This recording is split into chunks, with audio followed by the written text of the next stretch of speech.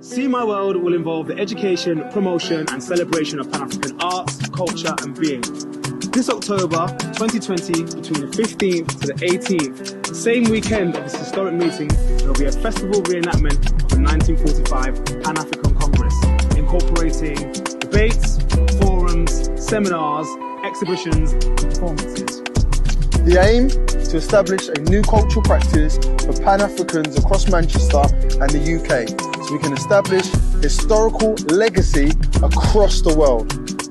Big up to yourselves and big up to our sponsors. Let's make history, let's make a legacy. Come see our world.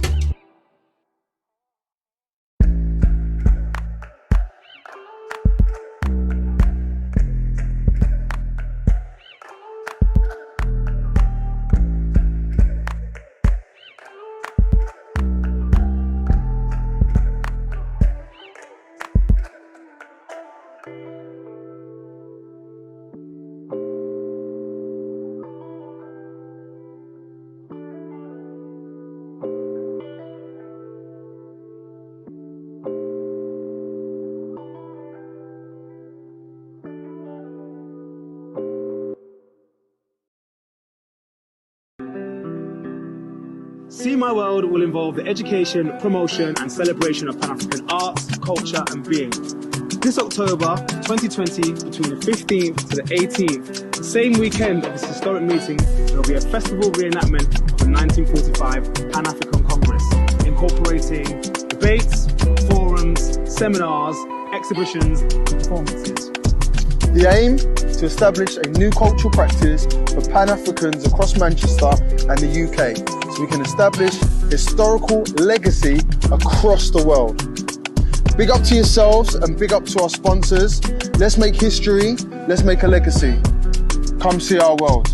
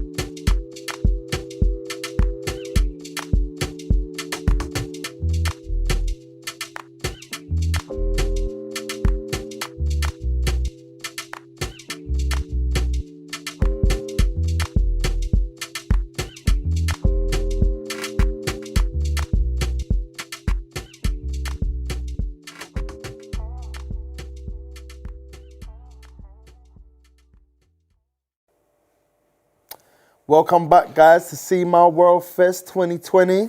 A festival of Pan-African experiences. And wait, you wanted to chat to me about this thing, didn't you? Yeah. So basically, that film you just done there is sick, man. That conversation you just had was amazing. Can you expand on it for us, please, bro? Yeah, so like the brief was basically, with the artists, was basically surrounding the Pan-African Congress and looking at the transcripts. And through the transcripts, they would reinterpret those transcripts through their art forms.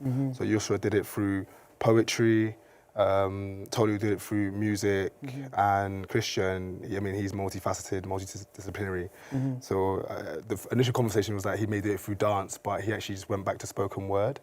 And yeah, it was, I suppose, just like a plethora of disciplines all coming together in one. And the part of the brief also was to bring back objects that represent their future, exploring remnants of their past, basically. So stuff that's helped inform them, their practice, their beings, and giving it, like, shining a light on it, like how now they're moving forward with some of those same antidotes, you know what I mean?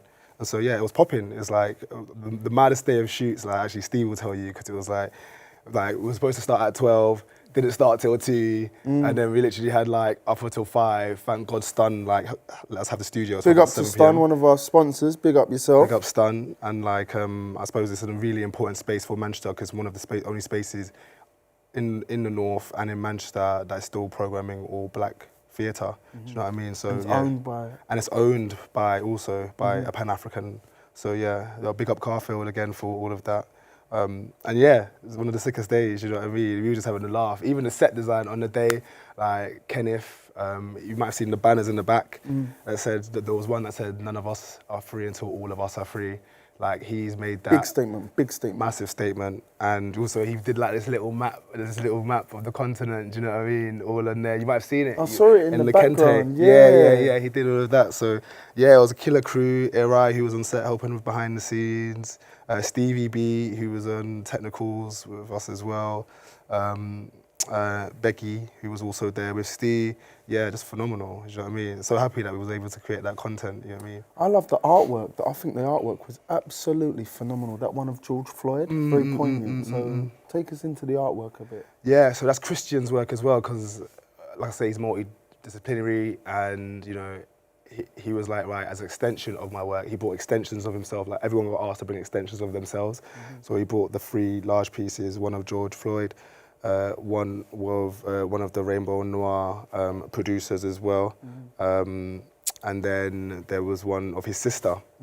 Yeah, all banging, and it's like, I mean, he's got loads of these at his gaff, you know what I mean? Actually, we should talk about it, because it would be amazing to like work with him in the future on more of the artworks as well. Let's do it. So let's move into the next thing we got. What we got?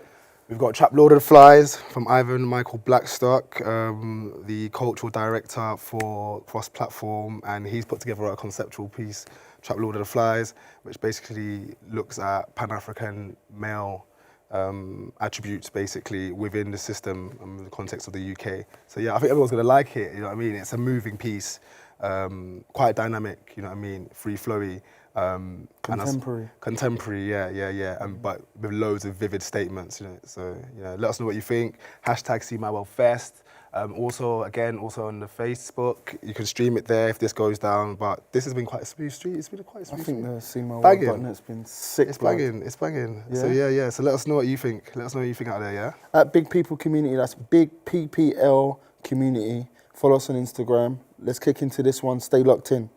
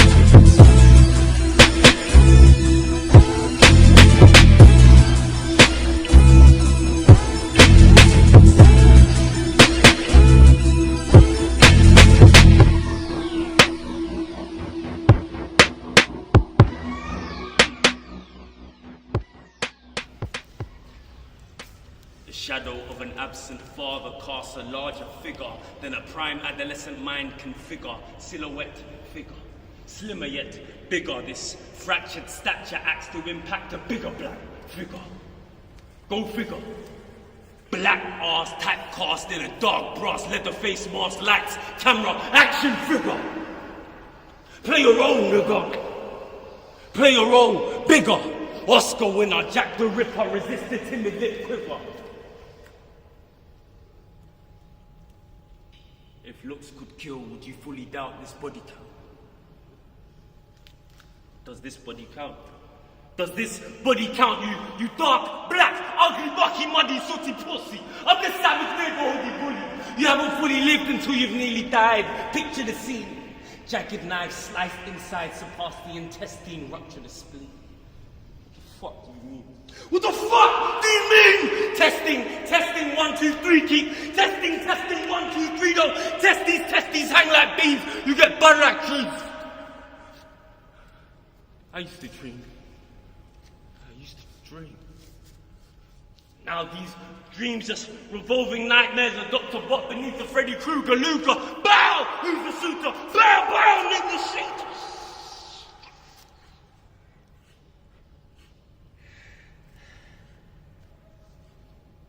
Loose lips, swallow bruised ribs. Who snitched? Who snitched?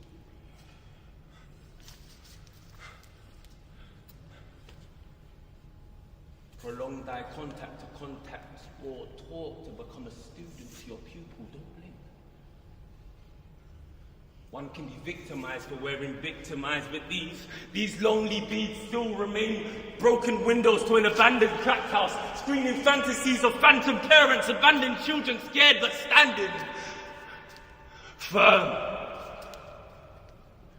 We learn to play organs without keys, a vicious symphony once morphed into awkward forms of orphans adopted by the streets. But the shadow of an absent father casts a larger figure than a prime adolescent mind can figure. Nigga.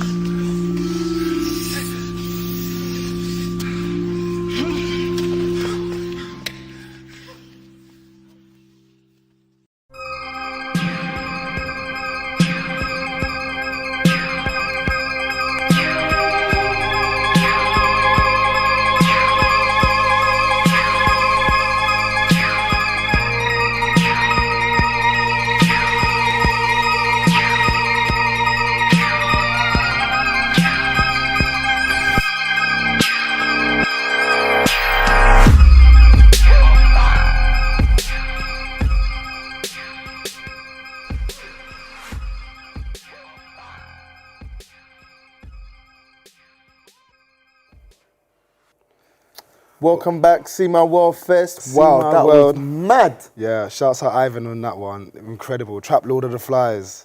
What did you think, bro? I just thought it was nuts. Yeah.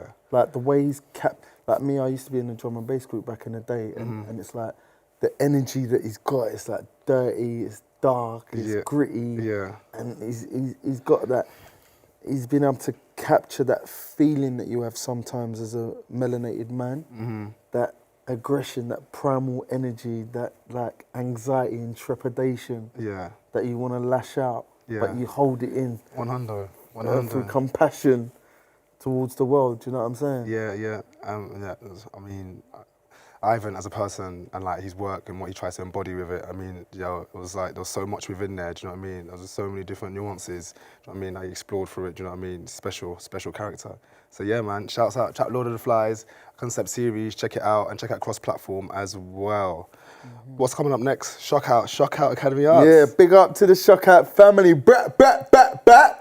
Yeah, for real. So we got Chanel, Kyra, and Ziri, the choreographers and dancers in this next performance piece. I'd like to big up Dr. Sue Luke and Jamie Luke and all the Shock Out family for allowing this to happen. So I'm really excited about this. Yeah. 3 young aspiring Pan-African or African and African Caribbean young students aspiring to be professional dancers and performers and choreographers. So yeah, looking forward to this. Hope you enjoy it. Stay locked in. Bringing in Shock Out for this music video. See my world, baby. Safe.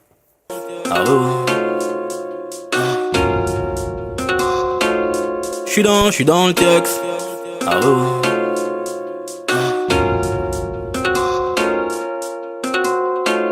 J'suis dans le texte.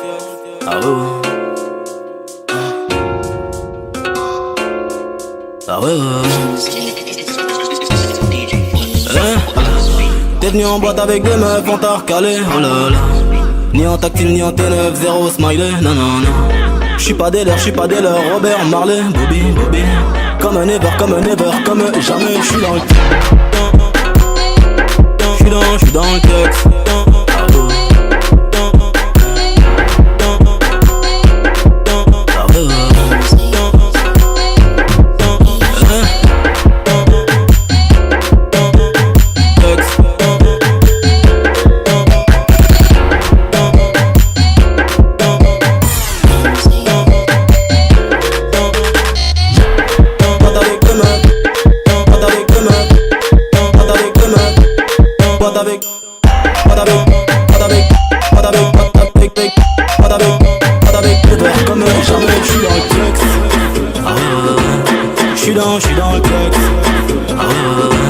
J'suis dans le texte. J'suis dans le texte. J'suis dans le texte. Comme jamais, j'suis dans le texte.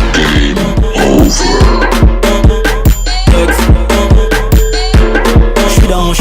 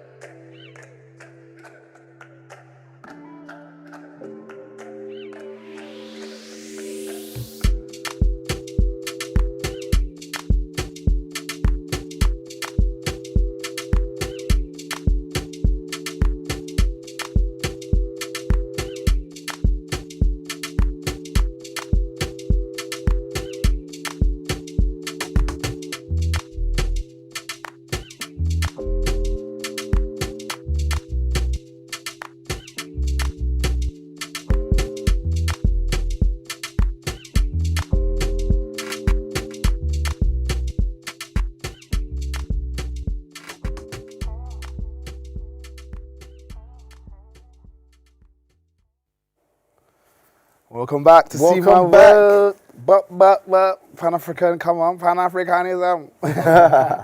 Hey, Bob, that video was mad, yo, mad. I was like, I know we needed dance for the festival, but that was like different, like that, like Shock Out as a crew, and those three dancers there. Oh, wow, you get me? The angles, the color, the effects. Do you know what I mean? And obviously, the dance in itself in its totality. Yeah, everything was in sync, man. Proper power. For such young professionals as well. I think they did a fantastic job. Yeah. Because that was all their own choreo. Mad. And they purchased their own outfits as well. And they weren't even really sure where they were going to be performing. Yeah. So the way that everything came together, they acted like real professionals. And that's why I have to big up Shock Out for the training that the kids get and the mindset that the kids get from Shock Out. Yeah. So big up to the whole Shock Out family. Big up. And yeah, very proud of that moment. Location as well was on point. Location was cold.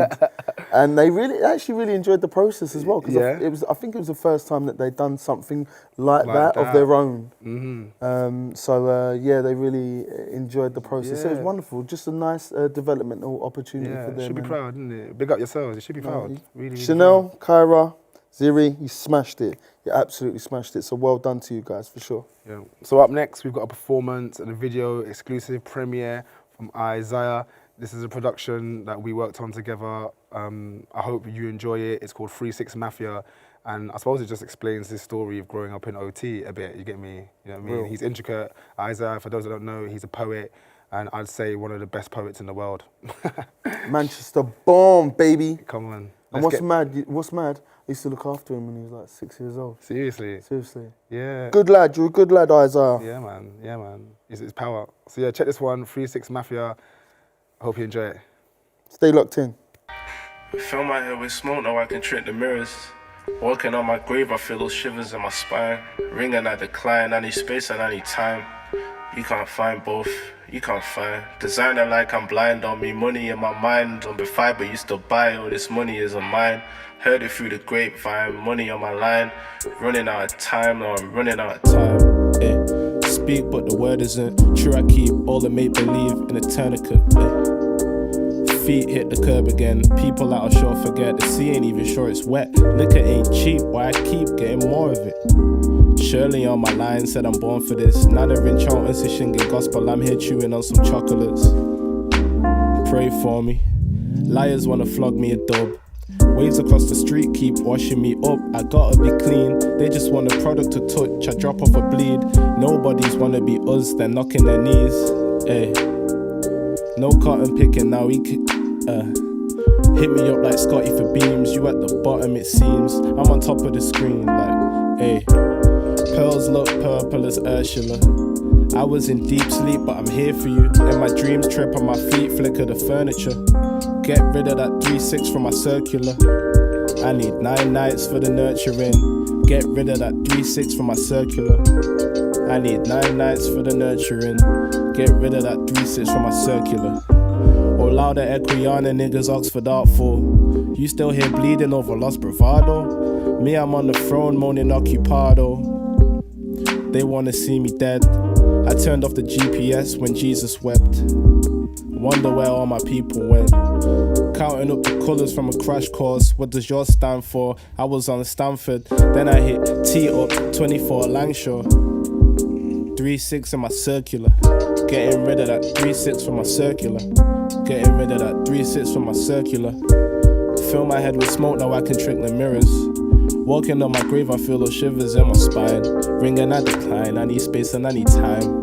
You can't find both, you can't find. Designer like I'm blind on me, money on my mind's on B5, but you still buy, all this money isn't mine. Heard it through the grapevine, money on my line. Running out of time, I'm running out of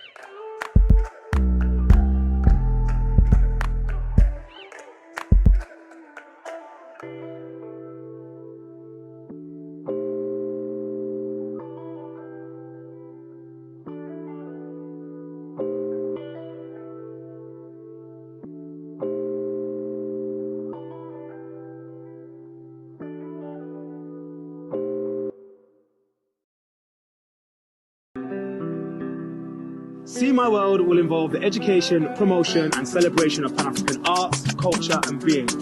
This October 2020, between the 15th to the 18th, same weekend of this historic meeting, there will be a festival reenactment of the 1945 Pan-African Congress, incorporating debates, forums, seminars, exhibitions and performances.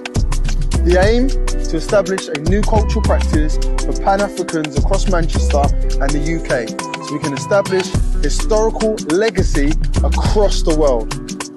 Big up to yourselves and big up to our sponsors. Let's make history, let's make a legacy. Come see our world.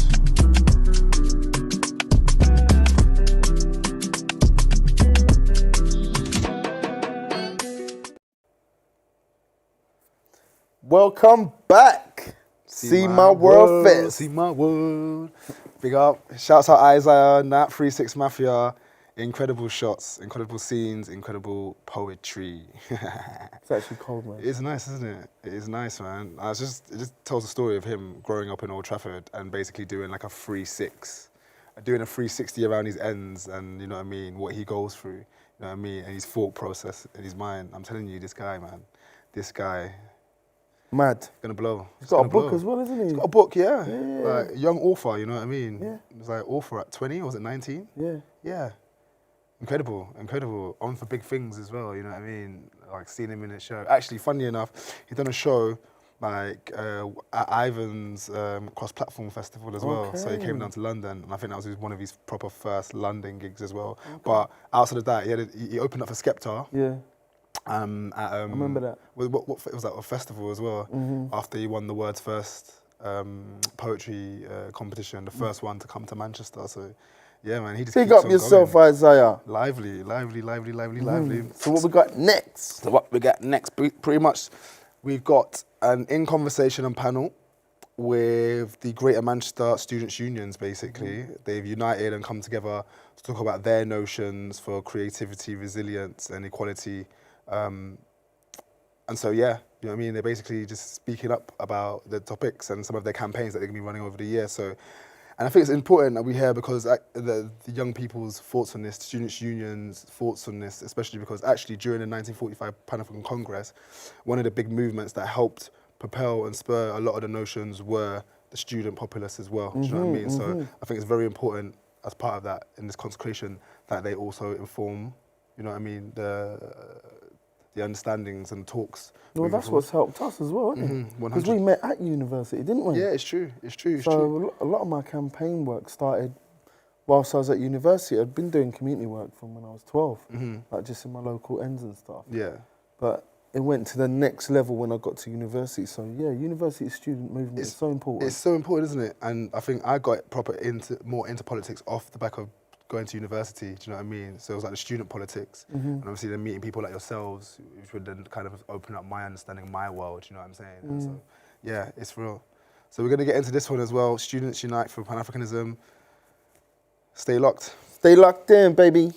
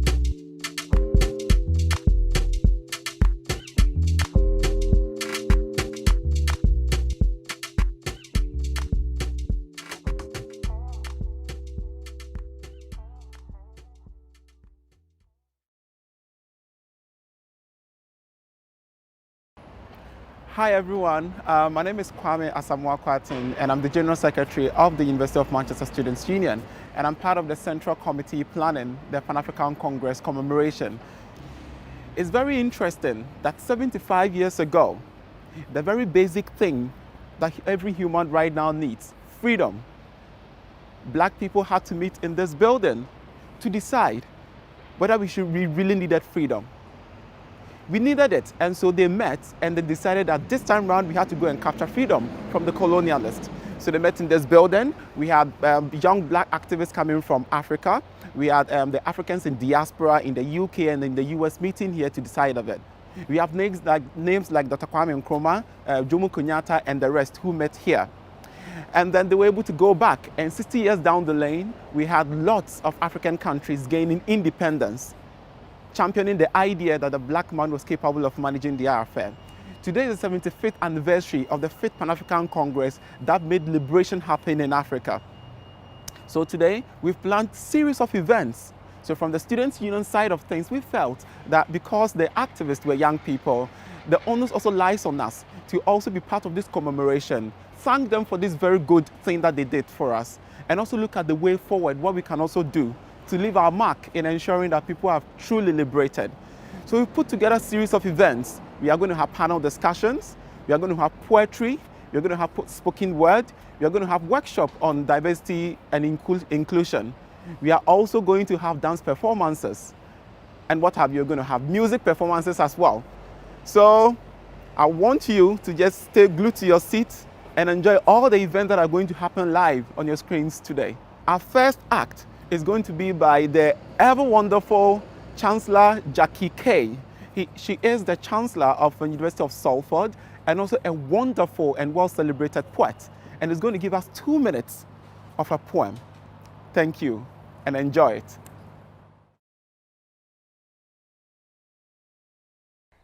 Hello. A number of years ago, I had the amazingly lucky experience of meeting the African-American poet Audre Lorde, and she gave me a piece of really useful advice for me back then in my early 20s. She said, "Do you know something, Jackie? You can be black and Scottish. You don't have to choose." And that seemed a remarkable piece of advice then. It might seem an obvious thing to say now, but now, and all these years later, I've still been thinking about the complex paths that take us to where we are today. It seems that we go on a journey with ourselves, and sometimes it takes us ages to accept different parts of ourselves, whatever that part might be. And sometimes that's caused because other people doubt us, and that doubt begins to erode. And so I wrote a poem called In My Country, and this poem was after many, many experiences of lots of different people in my own country coming up and asking me where I'm from, an experience I'm sure that many people out there have had too. In my country. In my country, walking by the waters, down where an honest river shakes hands with the sea, a woman passed round me in a slow, watchful circle, as if I were a superstition or the worst dregs of her imagination. So, when she finally spoke, her words spliced into bars of an old wheel, a segment of air. "Where do you come from?" "Here," I said, "here, these parts." Seems to me that we need to take all of our parts, all of these multiple parts of ourselves, in order to go forward into the future. We walk along that road that seems at the moment uncertain, and it's forever seemed uncertain, but one of the ways of making our path a little bit more certain is to have confidence in ourselves, and that confidence is hard earned. It comes from actually knockbacks, it comes from having had a sense of failure, it comes from self-doubt. Confidence and self-doubt go together like twins, like success and failure. So whenever you do have difficult times or hard times on your road through life, just remember that the hard times are part of the times itself, and without one, we couldn't have the other. And good luck with everything that you do.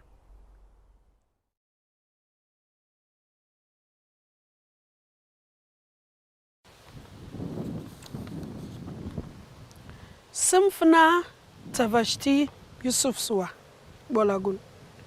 Sunana Vashti Suwa Bolagun. My name is Vashti Suwa Bolagun. I'm from Jos, Plateau State, Nigeria. As Oyibo come. Na as Oyibo come, na in Kasala boss. We dey at in jeje, they play. One early momo so, now them begin show face. First, na Oga Laws. Then, Nico join am. Before we go know wetin dey ground, dem begin dey dig. Place wey Nanchen say make we no touch. Na the place gone oyibo like. See me, see wahala. Dem say make we comot go yonder. We never sit down finish. Dem say make we join dey dig. Say e get one money, then they call am tax. If we no pay, we no go see food shop. Like play, like joke, we can't start. Our land no be our own again. Na visitor come be landlord. Nanchen come vex, they swallow people. Old o, young o, pikin o, the matter still dey pain till now. It was at the advent of colonialism that trouble started. We were on our own. One early morning, the colonialists began to arrive. At first, it was Sir Laws, then Sir Nicholas. Shortly after that, digging began. The sacred grove of the goddess was where the colonialists chose. Then trouble began. We were asked to move from our ancestral homes. We had hardly settled on the new land when we were asked to dig. We were told about tax. If we do not pay, we would not eat. Like a joke, we began to mine. We lost our farmlands as the colonialists took charge. The goddess got angry and began to swallow up the young, the old, and infant. The memory still hurts.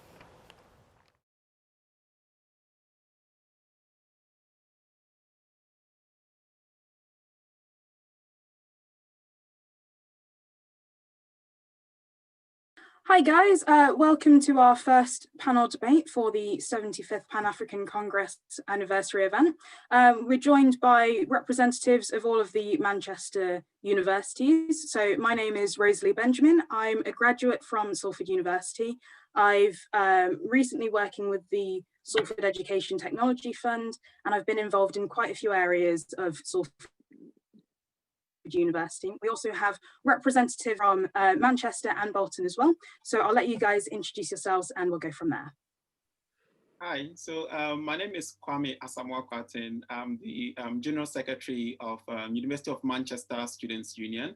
I also pursued my Master's in International Development with a focus on globalization, trade and industry. And I have my research area in cocoa as well. Yeah, so nice meeting you all. So my name is Bolatifa Ishola. It's quite long, but everybody calls me Bolu. And I am currently doing my PhD here at the University of Bolton, graduated from me as well, and I was student union president. 2 years ago now, isn't it? Is it? Yeah. 2018, 2019. Yeah, so I'm currently working with international students for the University of Bolton. My name is Ansh Sachdeva, and I'm the student union president currently, 2019 to 21. I'm a sports student, not all as intelligent as all of you, but you know, I thought sports is the easiest to do. So yeah, and yeah, I'm looking forward to today's discussion. We've kind of collated a few questions for this. Obviously, we've got quite a discussion to have. So if you want to start us off with the first question and we can go from there. Yes, so I think the question for this first panel is very simple. We want to understand what Pan-Africanism, the Fifth Pan-African Congress, actually really mean to us as a people of color and as a youth of today. What does it really, really mean to us? So I think that's going to be the topic for discussion for the first panel. Yeah, so the first question that you've put from the questions we collated was, in terms of leadership, what have you learned from the Fifth Pan-African Congress that you can use to enhance yourself as a leader today and in the future, which is a brilliant, brilliant starting point for us. So who wants to get us started from there? As a person of color and as someone come to the country which has faced colonialism, I think Pan-African, what it means to me is it's a feeling of unity that I feel for my friends of African descent who are African. And I learned a lot about it in the UK. I was not aware of it in India. I'm an international student. So what it tells me is it's a worldwide movement. People all around the world. There are people of color all around the world, and it justifies the unity, the power. It signifies that there is nothing like white supremacy in the world. So that's what it means to me as a person of a brown color, and I'm sure you would be able to tell better. Over to you, Kwame. Oh, okay, yeah, great. So yeah, so in terms of leadership, like as a person, I have been quite involved in student leadership and also leadership at the professional level. And I think that when I sort of like when I read about Pan-African Congress, trying to understand a bit more on what it really stood for and everything, I realized that in terms of leadership, it told me that as a young person, I should really have a vision to solve a problem. And I should have a solid team that actively believes in that vision and are driven by that same vision. And this, I think, reflecting on the Pan-African Congress, I realized that within the over 450 years of active colonization and psychological oppression, by specifically the British, sorry if I'm mentioning a particular nationality, the British and the likes, because we have the Portuguese and the Belgians also involved in this colonization. They didn't just, come to loot the natural and human resource resources in Africa to set up an awesome future for their generation at the moment, and even the unborn ones. They also deliberately changed and created new governance and social political systems. Okay, that sort of favored the purpose for which they invaded our continent, so that they could really control things. And so Black people didn't just become slaves in their own home. The continuous operation of this unfair system gradually created a perception of competence, superiority, and class being linked to white, and hence the need for Blacks to look up to white people, to becoming like them, to succeed. So the whole psychology of success and everything was defined by that. So everybody looked up to becoming like the white person. I'm sure that most of us will reflect in some movies that we've watched where when you're a postmaster, you are the big person in town, and everybody wants their kids to grow up becoming like you. So and then this perception was further solidified by the British scientist called Francis Galton, who created the eugenics studies, which actually came to, and he reflected on the pedigree of some of the leading English families, okay, to create a framework in defining, he created a framework on defining what, who holds superior intelligence, okay, who is actually superior, who has the proper abilities. And because of that, they use that same framework to be able to define Black people as inferior, because it was a framework that you have to fit in. And so using white leading English families to create that whole framework now created a scientific reason why Black people are inferior. So you realize that we, as a Black person growing up, and then not just the systems telling, but scientifically to if somebody else used the eugenics studies to prove that you are inferior, how possible would it be psychologically to think that you can ever lead, that you can ever be good at what you want to do, that you can ever reach the higher heights that you want to achieve? And so that was the vision of the Pan-African Congress. The Pan-Africanists felt that, no, we are capable of running our own affairs. We are as superior as we would want to be. We are capable of everything. And so they believed that, no, we have to go back and then take power from the hands of the one who thinks he's superior and hence should be controlling us. And so that is the genesis of all these things. So the discussion started from the first Pan-African Congress to the second. So when we got to the fifth one, they said, no, we have to get this thing. Again, just because the vision is to create for the unborn Black people that you are equally psychologically and inherently competent to run your own affairs and be good at what you do. And so for me as a young Black person, that is what Pan-Africanism taught me, that I should have a vision and I should have a problem that I want to solve. Like the way they had the vision of making me right now, that I feel that, okay, I can lead. But some time back, I wouldn't have had that inherent ability to think that I can lead, hence even contest for an election. You know, that even currently I'm the first international student to have been the General Secretary of the University of Manchester student for over 159 years. So yeah, so that to me, that is what it tells me in terms of leadership, having a vision, having the active team. And you realize that Pan-Africanism wasn't organized by one person. We had the Dr. Kwame Nkrumahs, the Jomo Kenyattas, the Mugabes, all of them believed in it. And that is why from 1957, when Ghana gained the independence, all the other African countries also gained independence continuously like that, because all of them supported each other. So yeah, basically that is what I can. Brilliant. Well, I'd like to jump on the end of that. And I think having vision as what your takeaway is brilliant. And I think my personal takeaway from reading and researching about the Pan-African Congress is representation and how important representation is. And I think that's how we have to be leaders, and making sure that in whatever industries that we're in, we are being that positive representation. As I said, like I'm in the STEM industry, so that's science, technology, engineering, maths, and looking at the BAME figures that are in so many different industries, and you're just not represented. That's the media. As I said, like I've just finished aviation technology with pilot studies.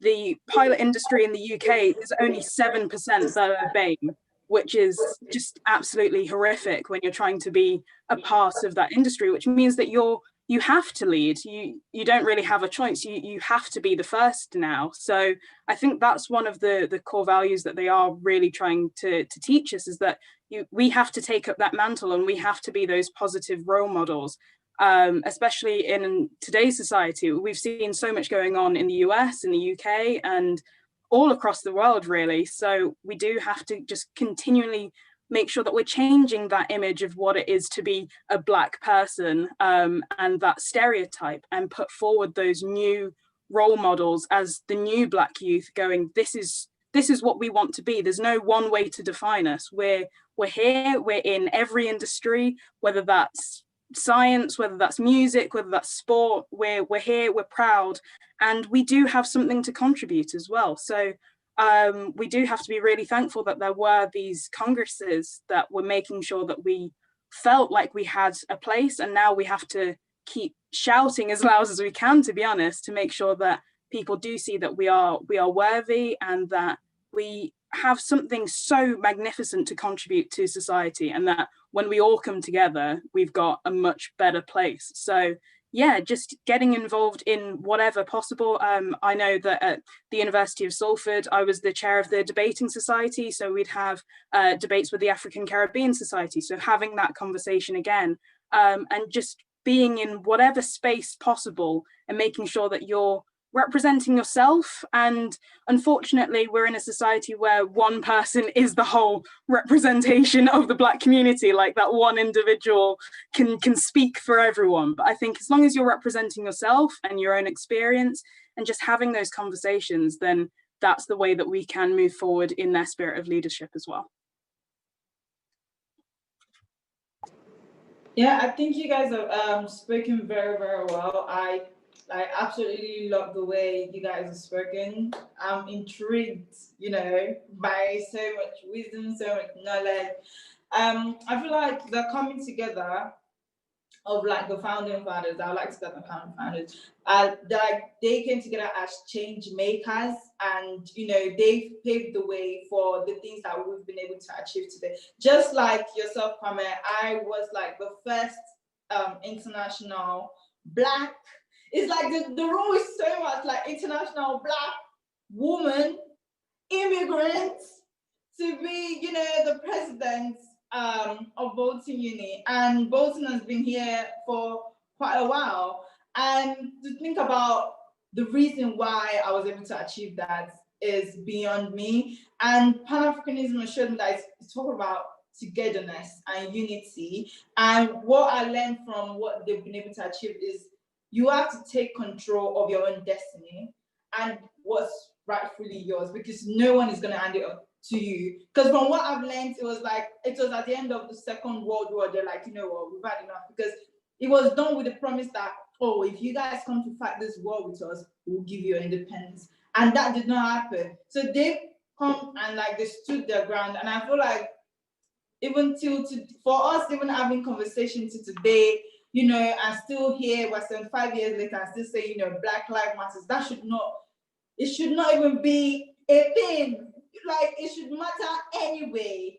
And, you know, people trying to like, oh, but why does it, like, we're not saying white life does not matter. We're not saying nobody else's lives matters. We're just saying in terms in which we've been systematically oppressed, our lives should matter.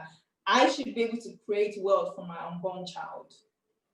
And I should be able to do that rightfully well and without, you know, without prejudice, to be honest. So yeah, that's like my takeaway from, you know, what they've done. I feel like they started something that we are able to, it's like a marathon. It's never ending. They started something and they passed the baton to us, and we're going to pass it forward. But we're hoping that as we're growing, the conversations, you know, is getting more welcomed, more is getting listened to better, and changes are being made, not just in the grassroots, but also like in the judiciary system and, you know, every corner of the world, basically. I would just like to add on what you guys said. Definitely, it gave me a better meaning and understanding and a bit more clarity about how I think about Pan-Africanism and what it means to me as being from a country which has been oppressed by the British and various other invaders throughout its history. I just believe, as you said, the freedom fighters created a path for us. And it's just crazy to think that few decades ago, people could be arrested for saying what Kwame, Rosalie, and Bolu have said today about expressing thoughts that we can do the jobs that white people do. We can do the things that they can do, and we could be arrested for that. So it actually gives me goosebumps thinking about, you know, is what our founding fathers have been through, whether it's, you know, African people or, you know, I can more relate as a person of color because, you know, you had European invaders, British invaders, and we have had multiple invaders as well. And they have kept pushing us back, but the way their effort has put us back on the world map, and, you know, you are one of the first few who are doing different things. So I think Pan-Africanism is something that cannot actually be put into words. It's a feeling. Well, I think that's a really brilliant take, and what we've kind of concluded there is the unity, the togetherness, the representation that it does mean to us. So if it's all right with you guys, I'd like to move on to the next question, which has been a question that I've been kind of asking myself a lot with all of the recent, well, not just recent, but just generally what's been going on in the news, especially with regards to our own civil rights, and especially having the 75th anniversary. My question is, what can we be doing now to make sure that the conversation changes for the next 75 years? Because it feels as though You can watch all of the brilliant things that have happened in the past, in the 60s, after the Pan-African Congresses in both the US and the UK. And it feels as though we're doing the same things, that there's an injustice against us. We're going through the system, we're getting to the end of the system and not getting any progress. So we're protesting, something kind of dissipates, then we go back through that cycle. There's some form of discrimination. We try and fight through the system. That doesn't work, we protest. And then it seems a bit cyclical. So how do we break this cycle so that in the next 75 years, we're not still having the same conversations? Because the Pan-African Congress, they wanted education. They wanted us to have equal rights. And we're still looking at our education now and looking at the education gap and saying, right, look at the amount of people that are getting first and second 2-1 degrees that are white, and the difference between those that are BAME. Like, why is there such a gap still in our education? And that was one of their main causes. It was education, and it was looking at making sure that in the workplace we were equally represented, and we're still not there yet. So that's kind of my question. How do we move from here so that in the next 75 years we're not going, well, we've moved a little bit, but we're still kind of repeating the same things that we have been for a while? I totally agree with what you have said. Without being crude about the fact, but it would take a long time, because as much as we young people want to realize and push the ideology forward, we have to also consider the fact that it took the Pan-African founding fathers to bring us to this stage. It took them 75 years.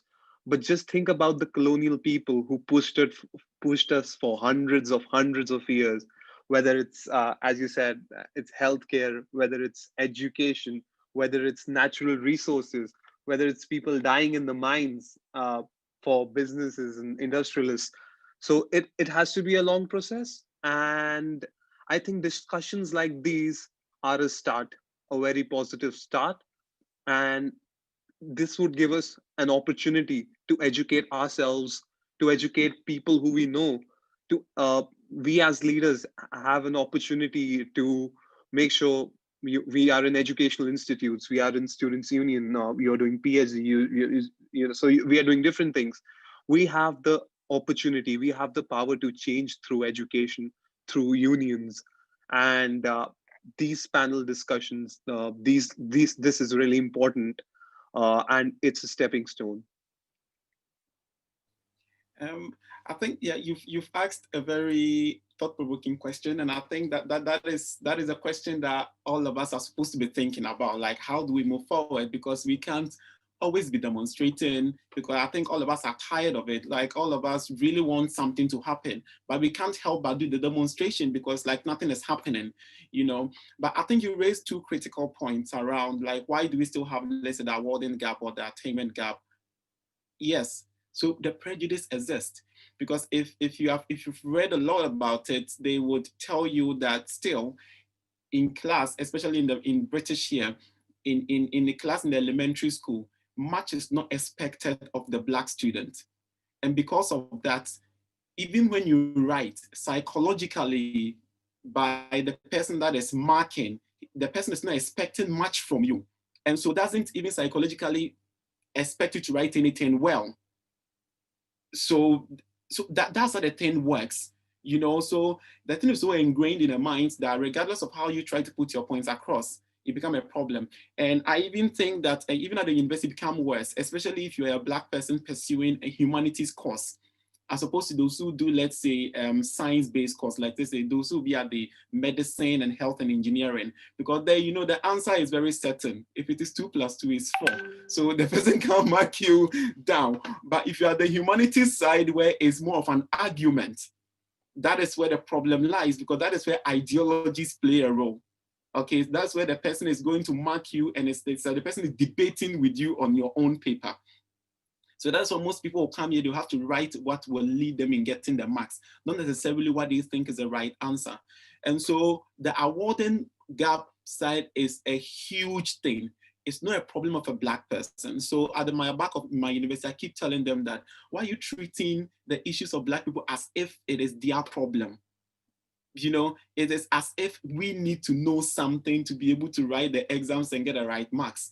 You know, so one task that I put to when we're designing a response to the Black Lives Matter movement as an institution, I told them that we need a nuanced data that tells us the performance of Black people across different faculties, so that we would be able to know that are Black people performing as worse in engineering as compared to humanities, because I know for sure that it's at the humanities side that we are lacking. And that is where the ideologies exist, because there is arguments. It's not 2 + 2, or it's not mathematical calculations and figures where you can't mark my 4 down because I'm a Black person.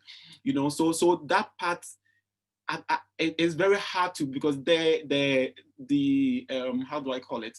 I think that the work needs to be done on the non-Black people or the non-people of color who still, for some reasons, have ingrained in their minds certain things about us that is influencing their actions. But for us to move on constructively, I think we need to be united. One thing that I have seen is that we are divided across political ideologies. And then Black Lives Matter and then most Black people have aligned our needs to, and we have associated ourselves with political parties and ideologies. And because of that, we are not coming together. So we all acknowledge that we have a synonymous issue that affect us as Black people. But because we have aligned our issues to political parties, and we always try to align our frustrations and our issues to ideologies, it has divided, because it's not all of us that believe in the ideology, because like somebody that may be conservative and then somebody that is, let's say, at the Labour side, they are divided along that line for certain reasons. But the moment you allow race to become the reason why you are joining one, then it divides us further. And so as a Labour Party may be in government, it becomes hard to work with all Black people, because at one point, a cross-section of the Black people are saying that, no, we need to charge higher tax. Then the Black person that is an entrepreneur feels like, no, why should I pay higher tax? You get it? So then we are divided. We don't know, it's like we don't know what to do. So I think we need to disassociate our issues from politics so that we can get a commitment of every single political party that comes to power, so that we can work with them to make sure this thing can be solved. Because we can't solve everything on our own, because like I keep saying, it's not our problem. It is a problem of the other person that doesn't understand us. But when we make the other person feel that because he's part of this political party, I automatically hate you, and then you are anti-Black, then obviously when a person is in power, the person is not going to commit any resources to you, because he knows that politically there is no advantage that he can gain from your side. So I honestly feel that is what we need to disassociate ourselves from political parties and their ideologies and be very neutral in that. However, we can now work with them, any political party that comes to power, to really help us in solving some of these systemic issues that are on the ground. Yeah. Bolu, do you want to just add your final comments to that, just because I can see that we're getting to the end of this segment. So if you want to add your comments, and then we'll wrap it up. I don't know, I feel like there's going to be a little bit of difference between myself and Kwame. I feel like we could get on at this. I particularly think that I totally understand where you're coming from, and I do agree with you to some extent. In terms of you see it as the other person's problem. It is the other person's problem. I'm not going to take away from that.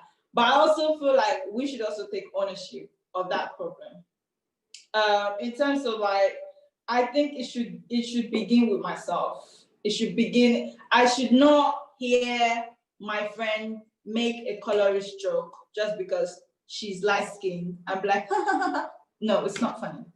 It's wrong, you know? So I feel like it begins with us having those difficult conversations with, you know, our friends in our households to the extent where we become even more confident in pushing that narrative out. I absolutely love, you know, what you're saying in regards to political, you know, alliance, because this prejudice is embedded, it's eating deep down into the system. I feel like if we start to understand and phantom how deep this is, I feel like it's probably going deep back to my great grandfathers, my ancestors, because it's eating deep. And when you make that point about us being disadvantaged, even scientifically, because you know how much people appreciate science and respect science,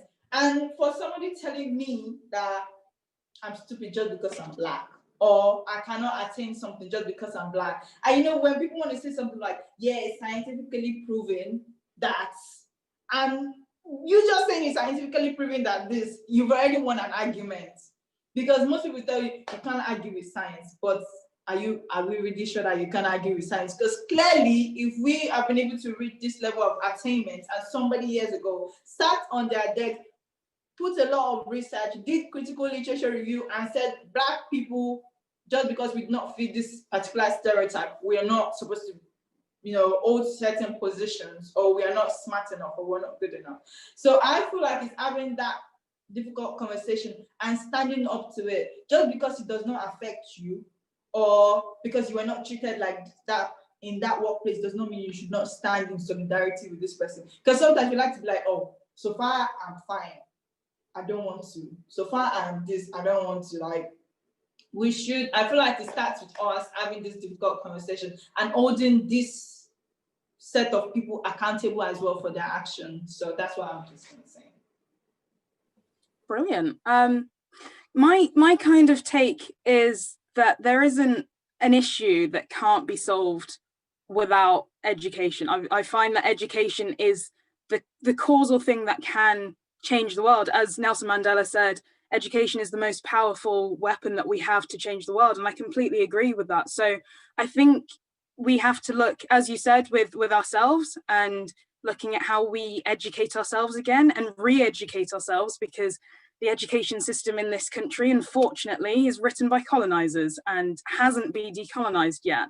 And if you can't see yourself represented in your history, if you can't see the incredible feats that Black people and Asian people and just a myriad of people have done throughout our own British history. And we've got to look at British history, not just, oh, the Americans, they had a civil rights movement, and we can quote, you can quote so many people in the civil rights movement, but we can't actually say what actually happened to us as our British history. So we've got to firstly look at ourselves as the individual, and then secondly, look at how we can impact our society as well and re-educate our society. And if we go right back to the beginning, we have to start in the schooling system. If we can get that curriculum showing that, we know Edison's name as the person who created the light bulb, but we don't know Lewis Latimer, who was the Black individual who created the filament. Like, if we actually get to the point where we can appreciate the work of Black artists, Black creators, Black scientists throughout our history, we can go, right, we were here, we made a difference, we can now keep carrying that torch, which is what Pan-Africanism is kind of trying to teach us. We can keep going, keep educating ourselves and society, and hopefully by going through that system, by changing what society thinks of us, by constantly re-educating, we can get to a point where in 75 years, something has changed, whether it's on the level that we all want it to be, whether we are at that equal society point, I don't know. As you said, it does take time, but I think as you guys have identified, having these conversations and making sure that we are re-educating ourselves and society, hopefully we'll have a step from there. Now, I am noticing that we are kind of coming to the end of this half an hour slot. I believe we've got a performance break after this. So if you've got any closing remarks, let's put them there, and then we'll pick this up in a few minutes. Yeah, one point that you talked about was, people of color not getting enough opportunity and not being as famous as, Edison or someone. But the thing we also have to consider is that they were not given the opportunity to voice their opinions as well. So it's such a great thing if there's a person of color who has invented something and still made a name for himself in those times. So these are some points that need to be considered. And while you were speaking about education, there were things that I would just quickly, we can discuss it later, but quick points about things that affect people subconsciously. Advertisements, racist jokes, the education system, of course. And when a country has heroes like Winston Churchill who committed crimes and killed and caused famines, yes, there is a problem in education. I'm not saying he's a hero for the country, but he's a villain for me and for my country and people of the color. Yeah. Yes, thank you, Ash. I feel like that's really good. I would just like to add something as my final points. I just want to say to every person watching this out there, I just want to say one thing. I'll say, know your what and then attack. That's what I want to say. Because we have to, walk into that room like you own it, walk into that room with confidence and knowing that, just because this person has a different color of skin does not mean that they're more intelligent, they're braver, or they're smarter, or they deserve that job. You deserve it as much as they do. And yeah, like I said, know your worth and then attack. So yeah, thank you. That's so good. Yeah. So I also like to say that I completely agree with all of you. Education is so key. I don't know what else we could do without education. Obviously, the scientific proof that was used is something that came out of education, right? That somebody was able to write it and was approved. And then they could define Black people. I think a lot of people need to go and read about eugenics. That's what it is. That's the eugenics studies. And proving why someone else is inferior and someone else is superior and what people should be looking up to. So I think education is key. I think most of our curriculum require a lot of decolonization, and I totally agree with you. I think there are a lot of things that has been normalized, like you were saying, racial jokes. Part of the things when I did a focus group discussion with the Black students on campus during the BLM, the things they raised was around the historical links with words like blacklist, black market, black sheep, all of them have historical links with colonization, and then how black is used as an adjective to represent something wrong. So you could see that they call something a white lies. White lies means lies that doesn't really matter, okay? So what would be the opposite,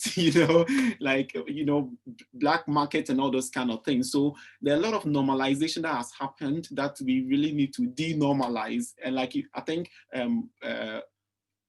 you talked about how we have to make sure we tell people it's not okay to say certain sort of jokes. But the point is about people even realizing whether it's a joke, it's even racially sensitive or not. So I think it's something that we have to look at.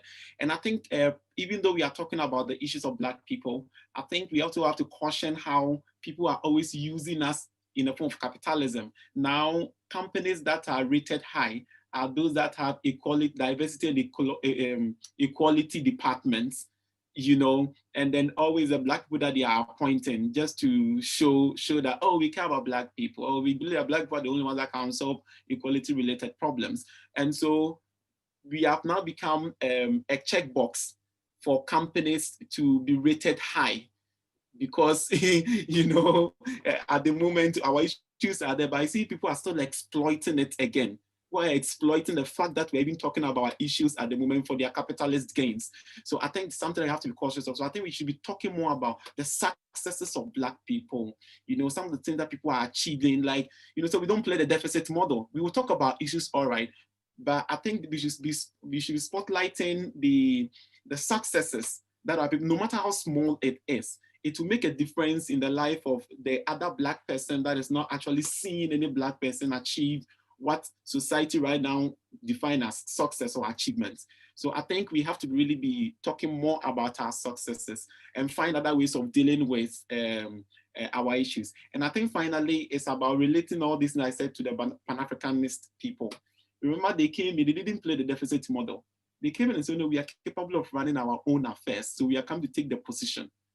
So they didn't come in to tell the world that, oh, you know, you are doing this to us, and because of that, we are not competent. No, they combine all the issues that they are facing, put it somewhere, and they said the first thing for us to deal with it is to claim the position, to let them know we can run it.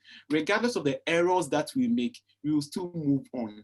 And then we should get our other fellow Black people they should stop judging the small mistakes and errors of their fellow Black people. Because remember, we just were given the chance.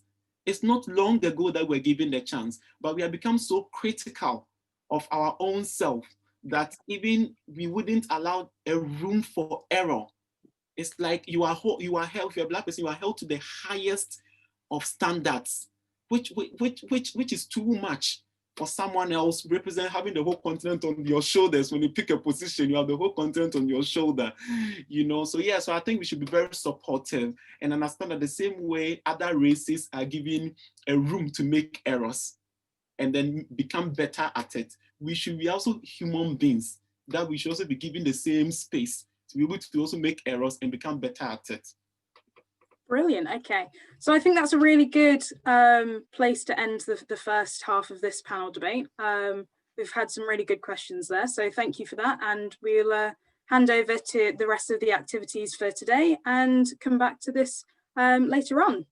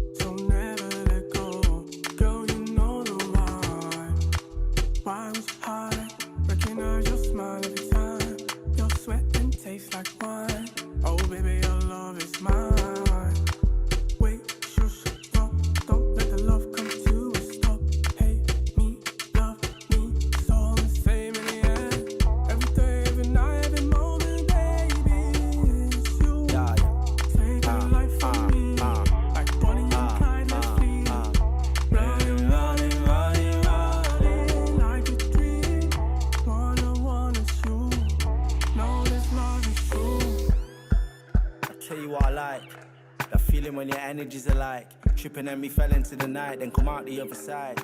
Dancing in synergy, the rhythm come alive.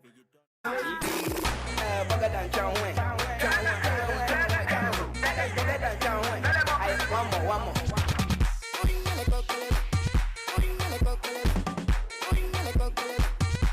We go boogie all night. Freestyle.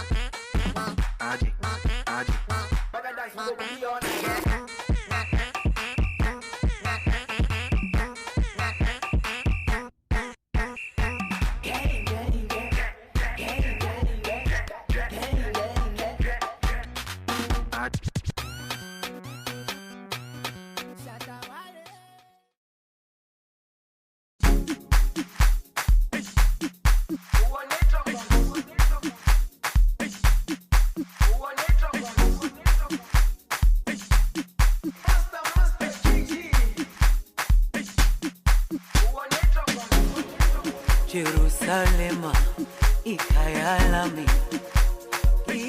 ilondoloze uhambe nami zungangishilana Jerusalema ikayalami ilondoloze uhambe nami zungangishilana dawo yami ayikolana buso wami awukolana ilondoloze zuhambe nami dawo yami ayikolana buso wami. Yo, Stammer. No, the girl in love with you know. Strapline Cleve. Yo, nowadays me nah fi say nothing. Whoa, pussy run. You wanna get this, go put it down. You wanna get this, go put it down. Be a bad girl, I bring it come. Me up in a heart, yeah she rather me. She no call me, she no bother me. Meanwhile, you a spend your money. She a get my body. Fly, we fly them out. Champagne, Stammer, we buy them out. Gyal a pop when they call them out. Who a talk tough, tell them mind them out. Hey styler, we bring designer out. If a cash man have all kind of mouth. Nowadays all dog wear Gucci. So how come some man still China out? Make money sure, make money stack, make money from weed, make money from crack. Spend money but you have to know when to stop. Cause when money gone in half it come back. Send money gone yard, money come back. Count out the prof, money non-stop. Hey, we a get the legal money like chop. Make your girlfriend walk me like shop. Ooh, pussy run. You wanna get this, go put it down. You wanna get this, go put it down. Be a bad girl, I bring it come. Ooh, pussy run. You wanna get this, go put it down. You wanna get this, go put it down. Be a bad girl, I bring it come. Yo, them go pick up girl, them can't manage.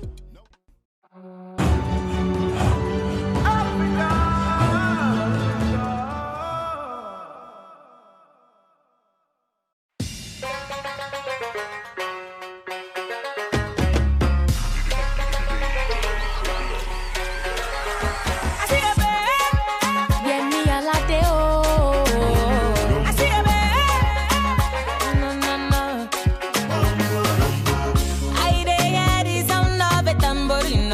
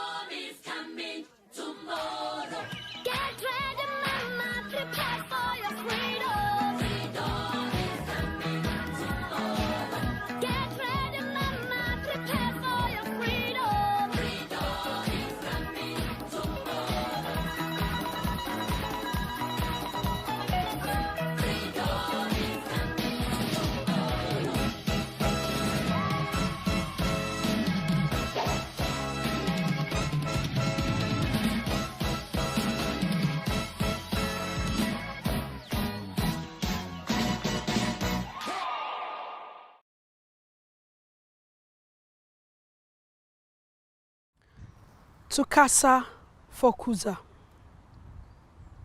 You drew global attention to the sleepy town. Many traveled far and near to meet the Black Queen. The queen who made young and old, men and women, bend their backs as they scavenged for her. Your worth was explored for decades across many oceans and seas, with despair and hope along the way. The war came to Kassa for Kuza. You brought succor to your nation, but misery to your land. As the young fell into discovery holes, holes that swallowed babies and old alike. Oyibo was on a discovery spree. He could not see your other side. All he wanted was the tin to drive a new phase in industry. You were the raw material in Kassa. Kuza, Kuza, Kuza, they dug you up.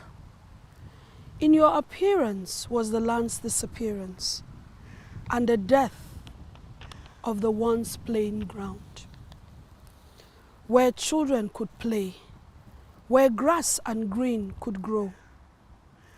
Your pull was so strong that you left a pool of tears.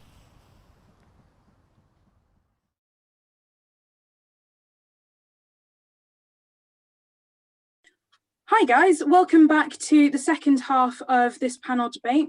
We've got myself, Rosalie Benjamin again, representing Salford University. We've got Kwame for the University of Manchester, and we've got Bolu and Anch from the University of Bolton as well. So we're just going to kind of continue where we left off, looking at how the Black community is portrayed in the media, how we talk about ourselves, and we're going to try and end on what advice we would give to ourselves and to the community as well.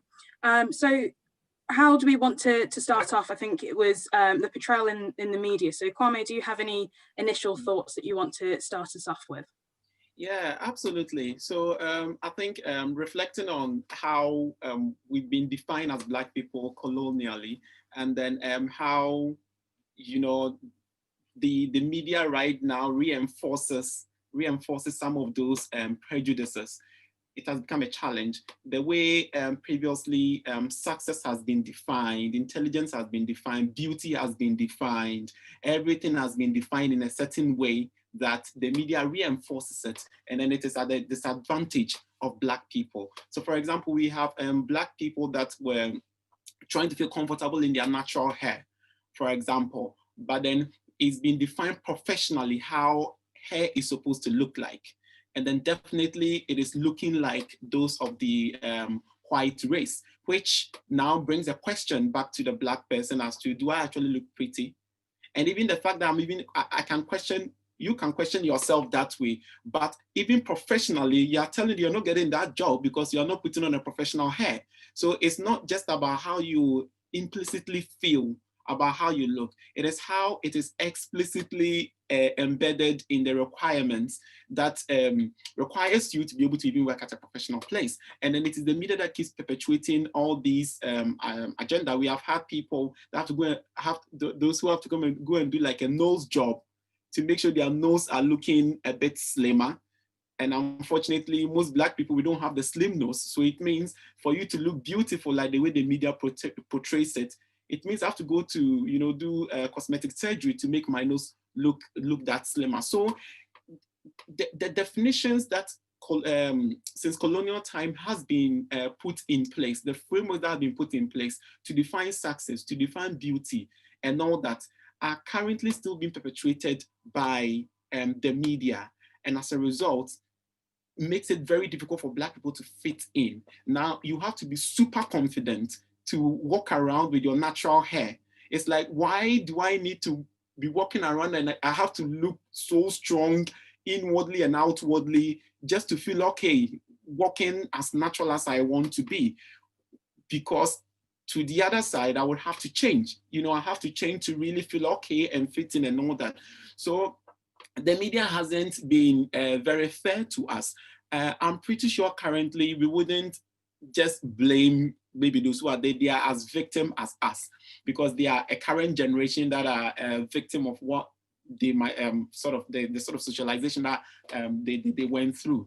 And yeah, as Black people, we are also victims. So you find out that Black people that will also condone to the beauty standards, to all those standards that has been defined, not because of it's their fault, but because that is a system that they came to meet. That is what their parents told them to do. You know, your parents tell you to wear suits because that is what you look good in, and that, you know, your traditional clothes is outdated. It's called primitive. You use certain words for all of them, and then we use the right words for you know, the one that is of a Western and European standard.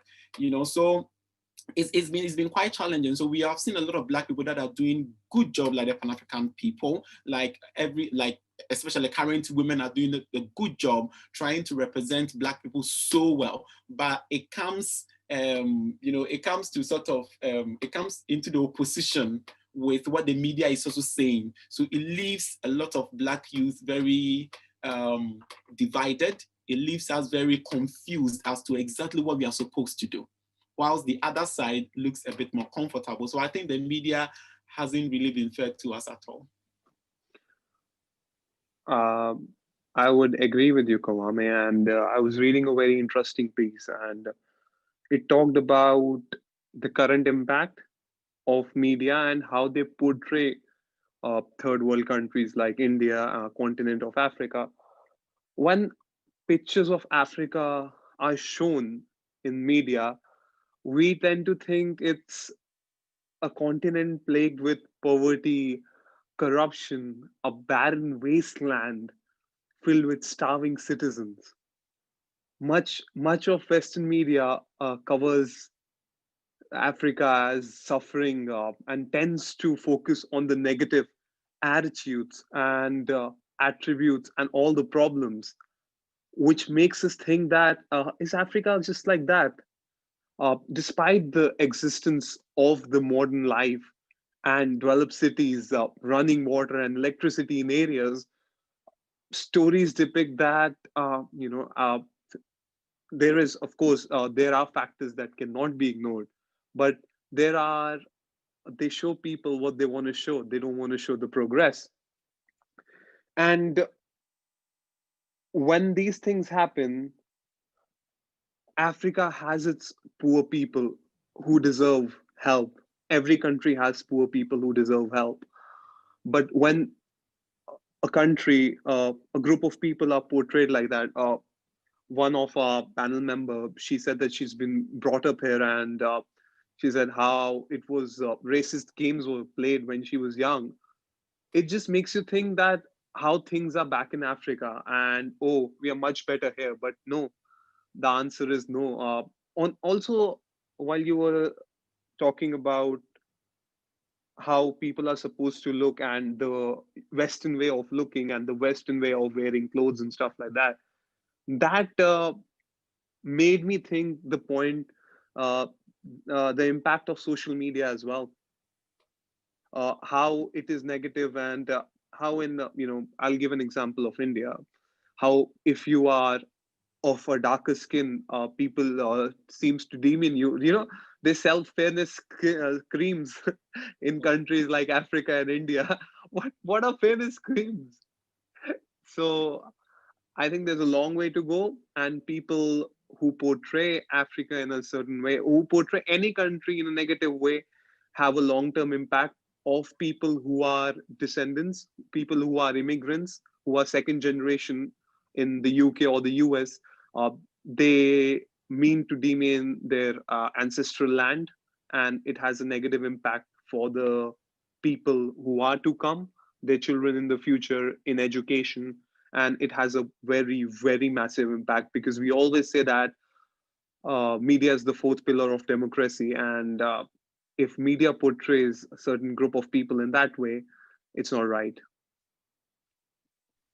No, I completely agree with you. And I think representation is one of the most important ways that we can start to change how the Black community is viewed. And I love that all of you guys are international students, and I'm the home student as well, just to kind of see how we are represented throughout across the world. And I think where it comes to the media, it is so important. I think one of the biggest examples that comes to mind is Black Panther, and how monumental that was as an action film that showed that Africa wasn't a continent that is just so poor and dilapidated, but that there are so many different tribes and so many different beautiful things that Africa can bring to the rest of the world.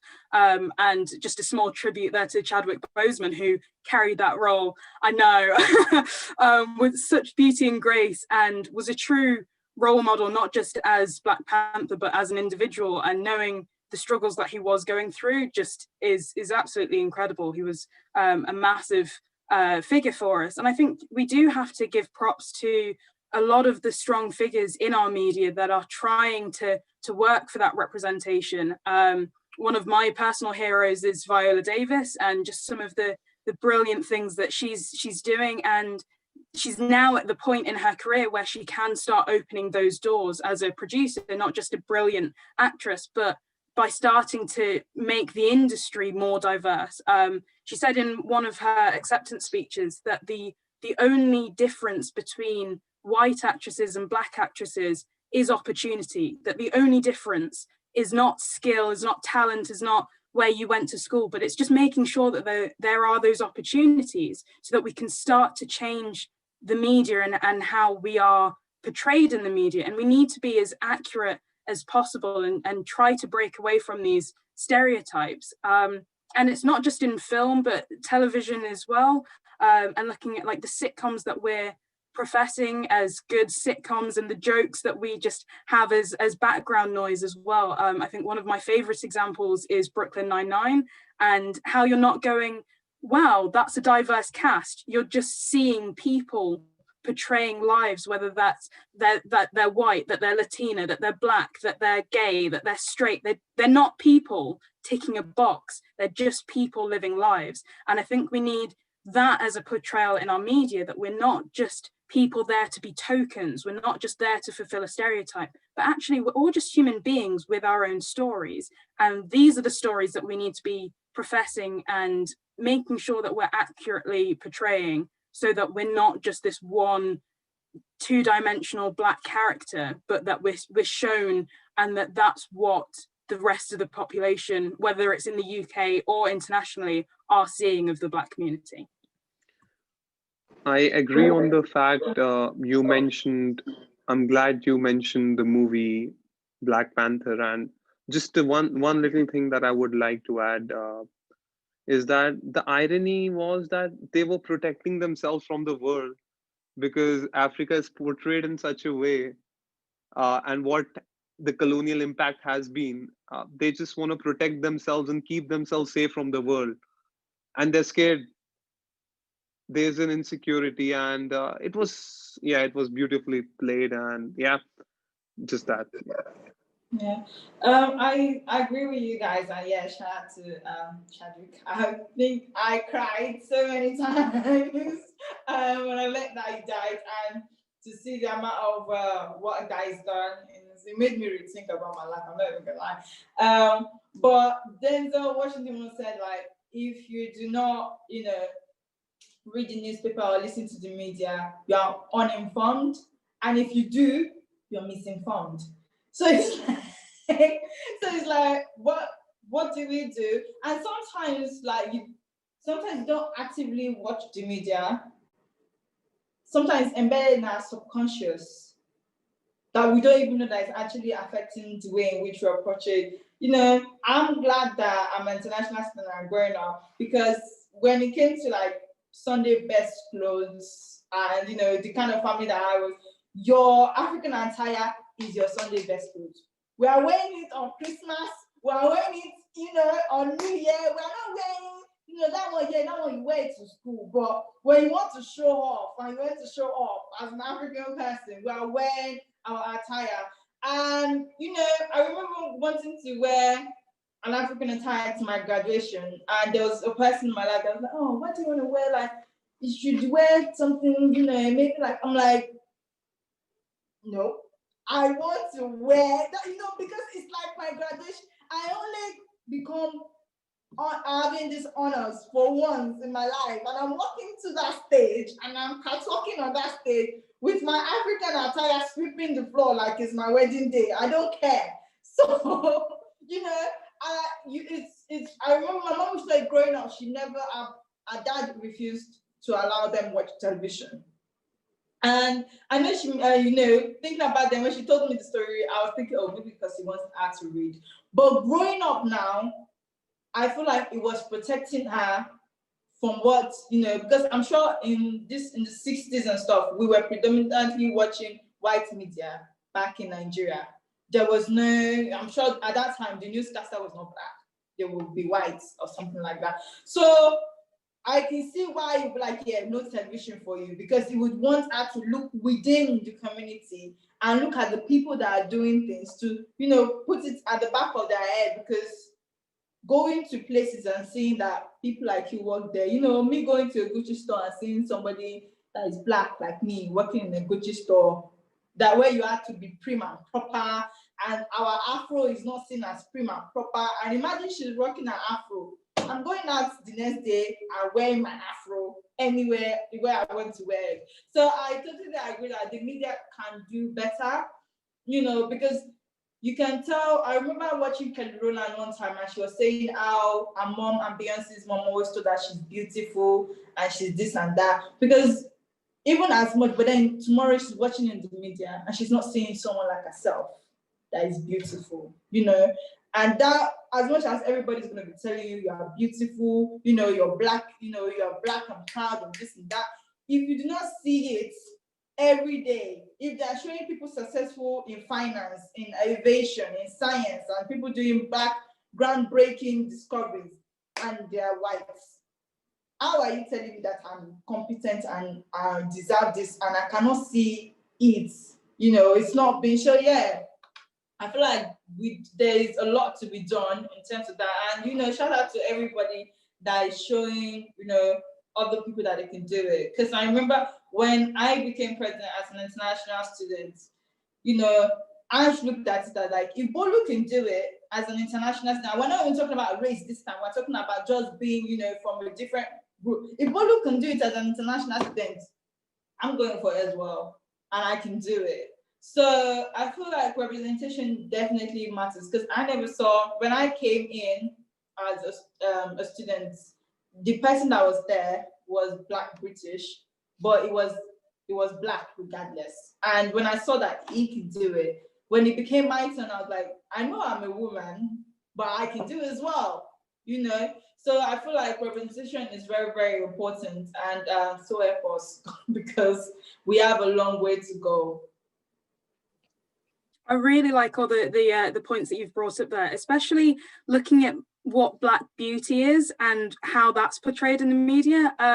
And Kwame, I really like that you brought up Black hair, because I think that is such a conversation, especially as assimilating into the westernized culture and people going, right, we need straighter hair to be able to fit into this culture, because it's not appropriation at that point, it's assimilating. It's how do we fit in? How do we make sure that we're the professional ones? And when you're constantly told that an afro isn't professional, when that's your natural hair, it's crazy when you're going, okay, and I don't like personal politics, so I will put a small disclaimer there, but how can you tell me that an afro that is groomed, that looks absolutely incredible in my opinion, is unprofessional? But we have world leaders like Boris Johnson and Donald Trump with those hairstyles that are classed as professional. How are those the standards that we're professing?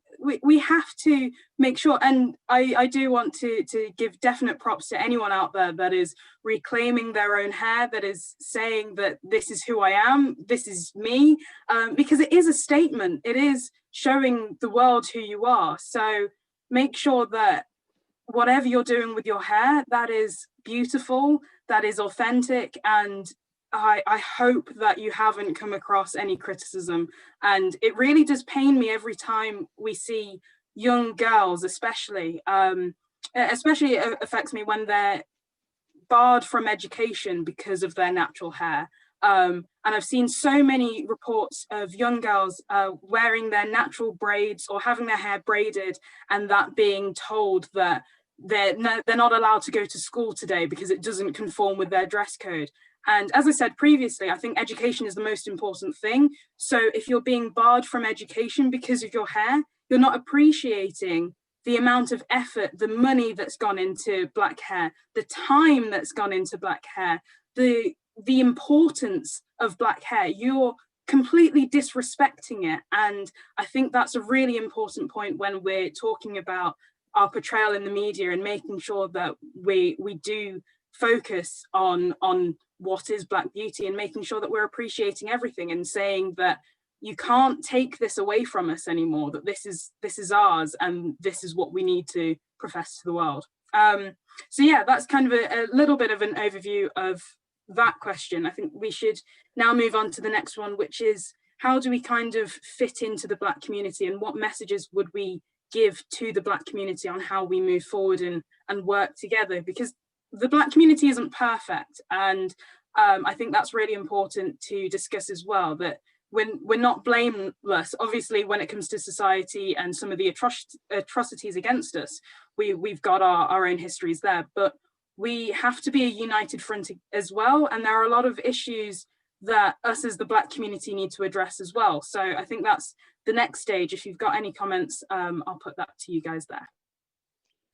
So I think, again, that's another thought-provoking question, because definitely there are a lot of things happening within the Black community that needs to be talked about. But I think, you know, it becomes very challenging when the thing is inwardly driven. Like it's most of them are things that, yeah, you wish the person would change, but like, you know, it's like me telling somebody words today to change things that he or she has picked up from day one that they were born till now. And then remember that now the world has become an argument. The world has become a debate. And so we have people that are already contesting. So we have within the Black community, we have those that contest that slavery even happened. You know, we have those that are contesting the impact of slavery. We have those that are contesting that you talking about colonization is just a defense mechanism or an excuse. You get it. People feel like change can just happen overnight. And so why are you relying on those things? Talk about it. And it is because we have some of the Black people that are privileged to be experiencing life in a different way. And so they constantly think that, you know, success is all about you. We agree to that. It's all about what you do. But like Bolu said, you know, like Bolu quoted something that is she called Viola Davis? Yeah, no, I quoted Viola Davis and just saying that it was opportunity. It was just an opportunity, you know. So it's and then the reason why we are unable to gain some of these opportunities are the systemic things that has happened. You know, it is about when the person sees, like, if you're a Black person, you should be 5 times better before you can get a particular job. You know, it's like when I am going to an interview, I have to look real prim and proper. It's like I have to do a whole lot to try and look good according to the standards of society. So I think that the Black community needs to come together. Like I think one of you said that it's not about whether you experience life in a different way. Maybe you are privileged to have everything working well for you, but it doesn't mean that the reason why others are suffering is because of just them. We agree that some may be lazy. And it is within every other society. Every other society, we have lazy people. When I came to the UK, I never thought in my wildest dream that I will find people sleeping on the street, homeless people, because these are people that I have never experienced in where I come from in Ghana, that we actually have people sleeping on the streets. And left alone in the UK, that is supposed to be more superior, more richer. more civilized because they brought civilization, like it has been acclaimed, more modernized, to have people sleeping on the streets, to have people that will beg me, a Black immigrant, for money. You know, so these are some things that other Black people are just supposed to try, especially those who have stayed here, to understand that when they are showing you the things, you know, on the media about how we are back home, just look at internally. How do you see them here? And how do they show those things again in the same TV that you watch here? You see? So I think that is what we are supposed to use to sort our difference and understand that we have one thing, that we have one issue that binds all of us together as Black people.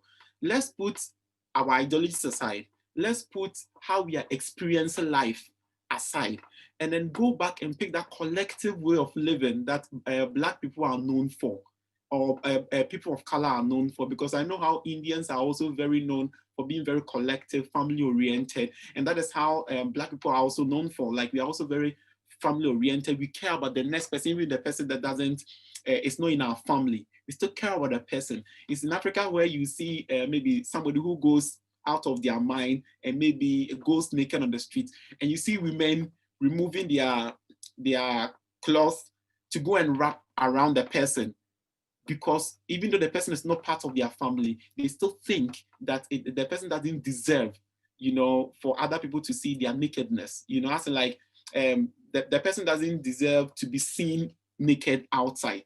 You see, so I think these are some of the values that we should pick up. And then all those things, we had those values because we put how we experience life aside and try to help and bring others up, rather than joining the world that is now a debate and then being at one side of the debate and leaving the other Black people at the other side of the debate. And then we keep debating, and then it helps the prejudice to still exist, you know, and then it helps us to not go anywhere. So I think it is about being coming together, putting our differences aside, and then joining hands to fight the very thing that affects us as Black people. Yeah. Yeah, that was absolutely well said, Kwame. Thank you very much for that. I was just gonna say something, because I think moving forward, we do have to look inwardly, and you know, we do have to like look into ourselves, because you even see like in the Black community, you hear people like, oh, you know, the way Black people are, or you're a Black person. And then you get people make remarks like, oh, you know, like, you're not like, you know, I like the way you are, you're not like Obiola. And then you yourself open your mouth to say, oh yeah, I'm not like other Black people. Like, what does that even mean? What does that, I'm not like other Black people mean? Like, I like make it make sense, because it doesn't. So, you know, having things like that and looking at, you know, watching out for each other, because as much as, you know, I'm sure there's a white person that will fumble on a job. You don't see people saying, no, I'm not other white people. You know, they take their L's like that. You know, the L's, they take it. They never deny somebody just because, you know, this person is like of a different race. And this brings us back to when we're talking about politics as well, you know, and not trying to pick a side. Because the fact that, you know, Black Lives Matter is even in debates is ridiculous. The fact that I have to explain to you why I should not be shot on the streets, why I deserve to be paid an amount of money, why I deserve to graduate. You know, you come into the university with the same grades as a white person, you know, you're basically living life almost the same way as a white person. And then while graduating, you know, one person is getting first class, the other person is getting third, even pass or something, or I call it thanks for coming, because, you know, when you don't even get like the degree and you get like a diploma or something, like, thank you for coming, you know, we saw you came, thank you very much, you can go now. You know, this kind of thing, and it's ridiculous, like, what happened? What happened? And that's because there's already systematic racism, there's already systematic oppression, and there's this prejudice that, and like Kwame said, you know, going to an interview and having to make sure that you're like all that, and then you see somebody strolling, just their hair in a messy bun, When we used to have our hair messy, they call it unprofessional, but now there's something called messy bun all of a sudden, and it's supposed to be cute. So those type of things, I feel like we have to challenge ourselves and say no is no. I'm not gonna sit down there and somebody is making a joke. I'm like, oh no, I didn't mean it like that. I think like we have to talk, and if we also see our fellow persons saying something wrong, like, oh, I feel like sometimes it's Black people's fault. Hello.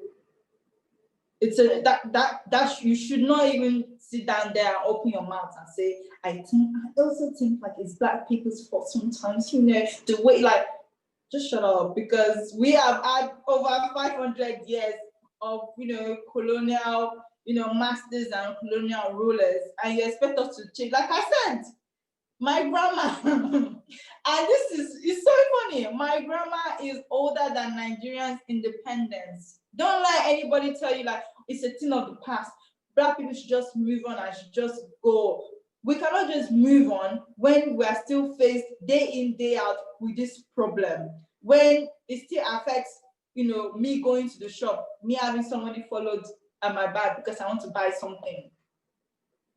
So those type of things, I feel like, we should hold people accountable. We have to start holding each other accountable. We have to start holding the media accountable and calling out people. I saw something about Meghan, the Duchess, and I saw her, like, when she was young, she wrote a letter to a company saying, talking about soap.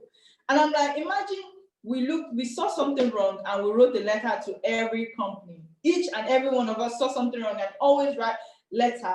Even if we feel like it's definitely gonna make a change one day. There's always going to be a change, and we are the change. We should be the change in the world that we want to see at the end of the day. So yeah.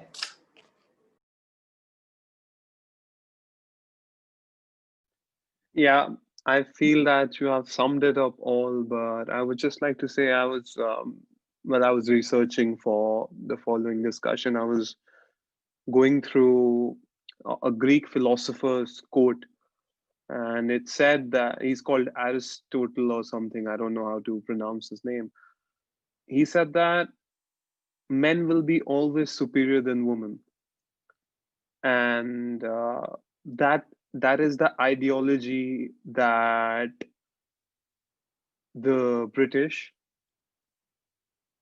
put into, while they ruled our countries, while they ruled the continent. This was what they followed on. They talk about India not being sanitized, Africa not being sanitized enough, women not being treated equal. But Africa was a thriving land. India was a thriving land before they arrived. I know I'm shifting away from the topic, but it all contributes to systematic oppression of why women still, and again, I'm shifting away from the topic, but it's all something that has been started by them. It's all something that is started by the Europeans. It's all something that we have to hold them accountable for. So, well, we have to correct people, whether they take offense to it or not. If there is a racial joke, it's not a joke. It's something that needs to be corrected, even if you're not friends with that person. You need to keep in check yourself. If you are a part of it and you're laughing on that, you are wrong as well. So, as Bolu said, what Denzel Washington said about media, if you read, informed, or you're not informed, and if you read, you're disinformed. So it's just funny how it functions. And but we have to correct it by ourselves. And I remember you were speaking on a funny note, you were speaking about braids. And I wanted to get them so much, man. But they said my hair are long like that. And I was so disappointed.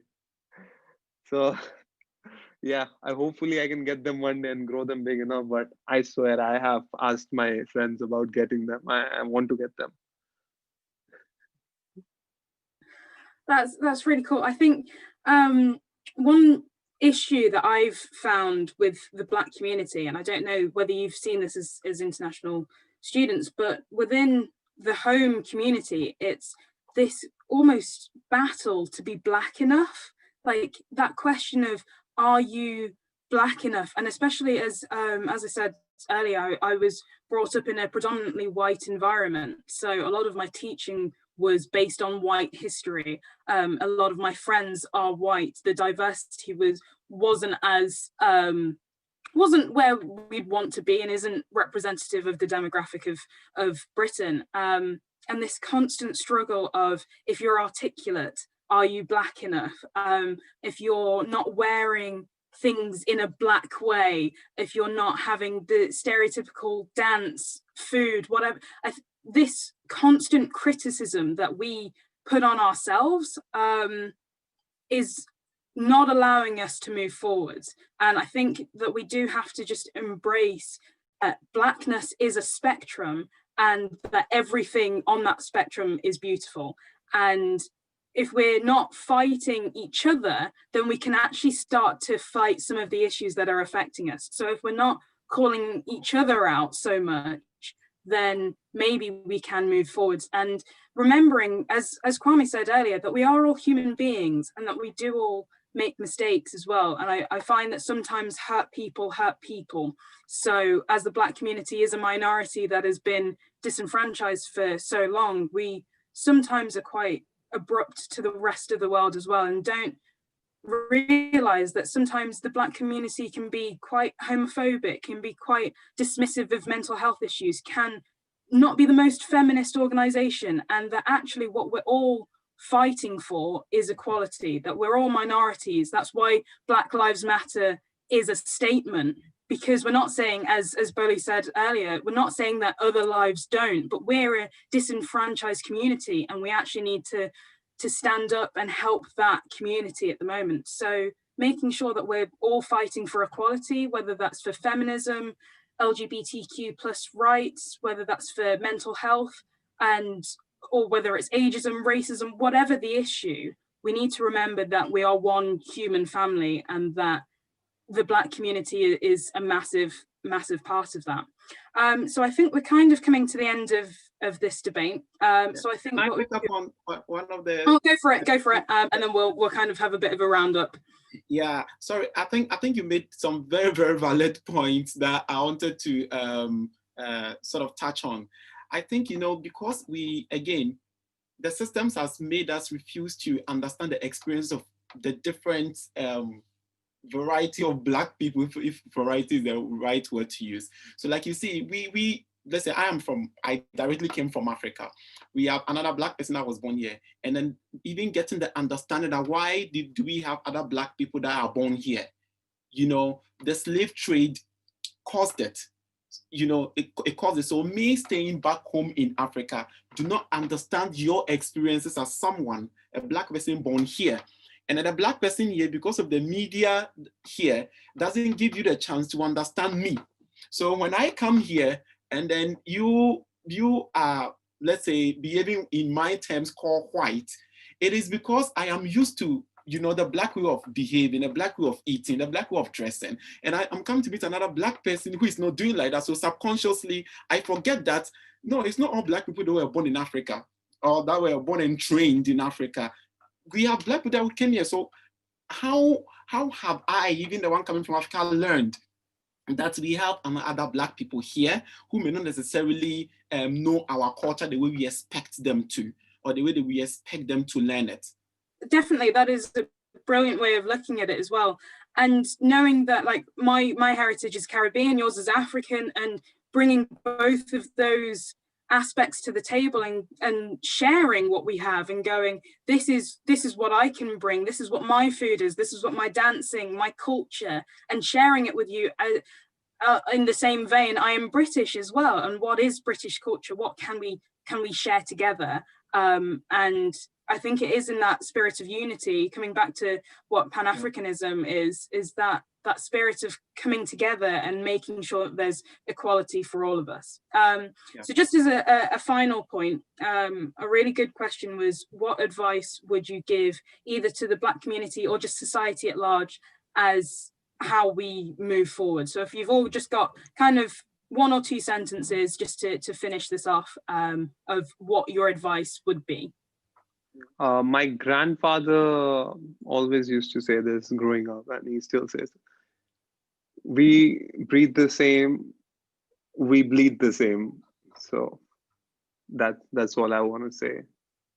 We all are humans. There are good humans, there are bad humans. There's no black bad human, there is no bad brown human. There's just bad people and good people. That's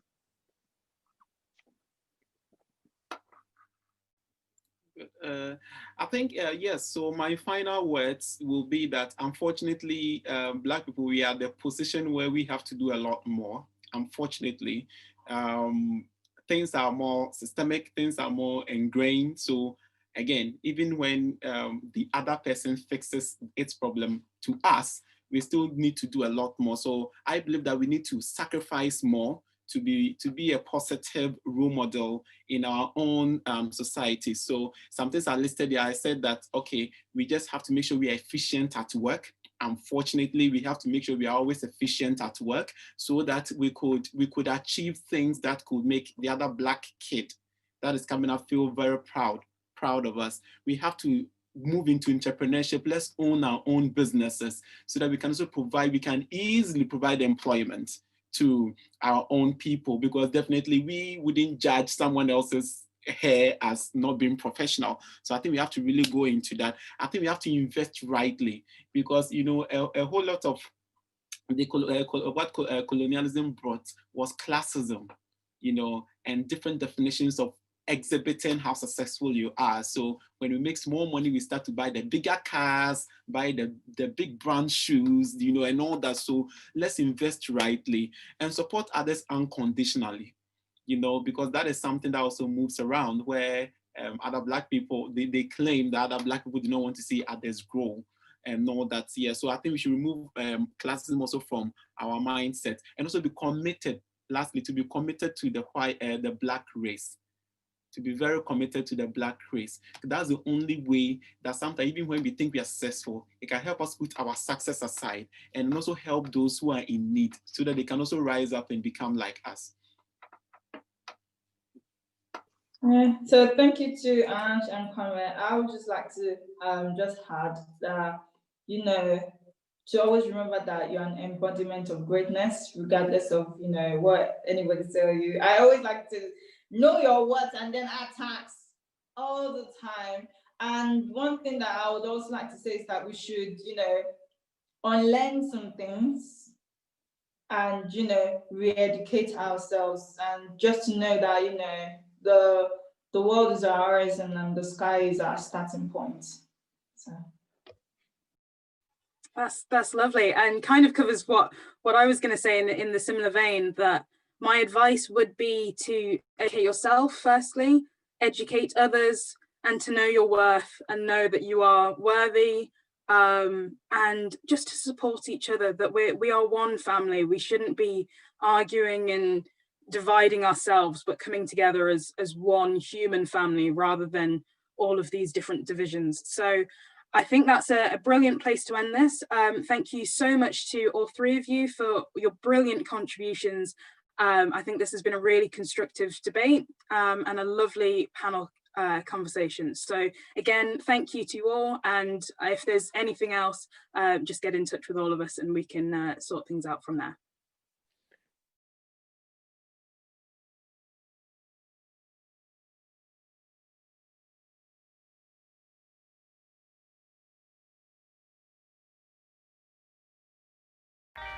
Fill my head with smoke, now I can trick the mirrors.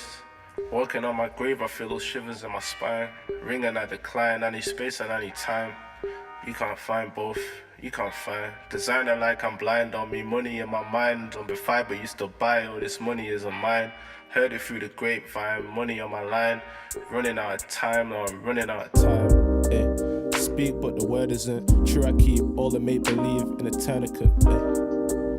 Feet hit the curb again, people that I'll sure forget. The sea ain't even sure it's wet. Liquor ain't cheap, why I keep getting more of it. Shirley on my line said I'm born for this. Now they're in Charlton, Sishingan gospel, I'm here chewing on some chocolates. pray for me. Liars wanna flog me a dub. Waves across the street keep washing me up. I gotta be clean, they just want a product to touch. I drop off a bleed. Nobody's wanna be us, they're knocking their knees. Ay. No cotton picking now, hit me up like Scotty for beams. You at the bottom it seems. I'm on top of the screen like, hey. Pearls look purple as Ursula. I was in deep sleep but I'm here for you. And my dreams trip on my feet, flicker the furniture. Get rid of that 3-6 from my circular. I need 9 nights for the nurturing. Get rid of that 3-6 from my circular. I need 9 nights for the nurturing. Get rid of that 3-6 from my circular. Or louder Equiana niggas Oxford artful. You still here bleeding over lost bravado? Me, I'm on the throne moaning occupado. They wanna see me dead.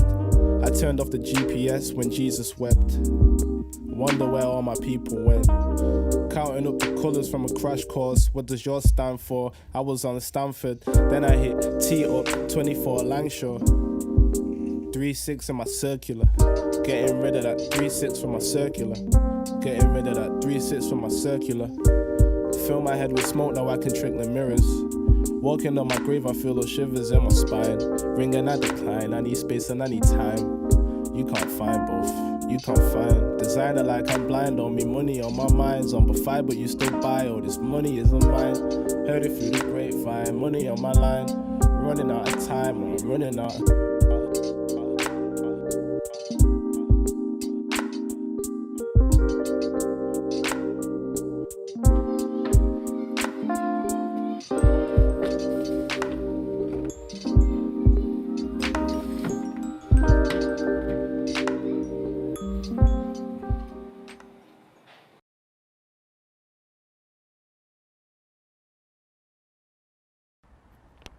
The sign. The sky turned dark and gloomy. The small footpath had long grown grass. An old dead squirrel lay in the bushes. The smell swished past my nose. There was an old car along the highway. Thorns and thistles got hold of my dress. I saw the pond at the other side. In the distance was the heap. The water had become brown. Maybe children had come to play, or some Fulani cows came to take a bath. Sometimes it was the dredging machine.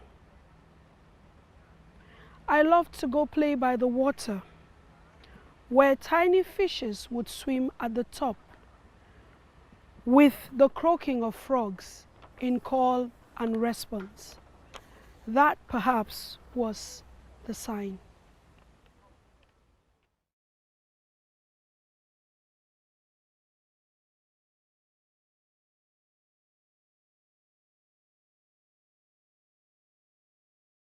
Hi, my name's Rosalie. I'm a recent graduate from the University of Salford, and I'm here with Jo Purves, the Pro-Vice Chancellor for Academic Development at the University of Salford.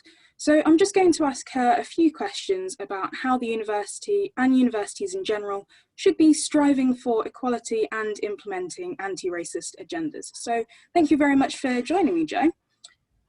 Thanks, Rosalie.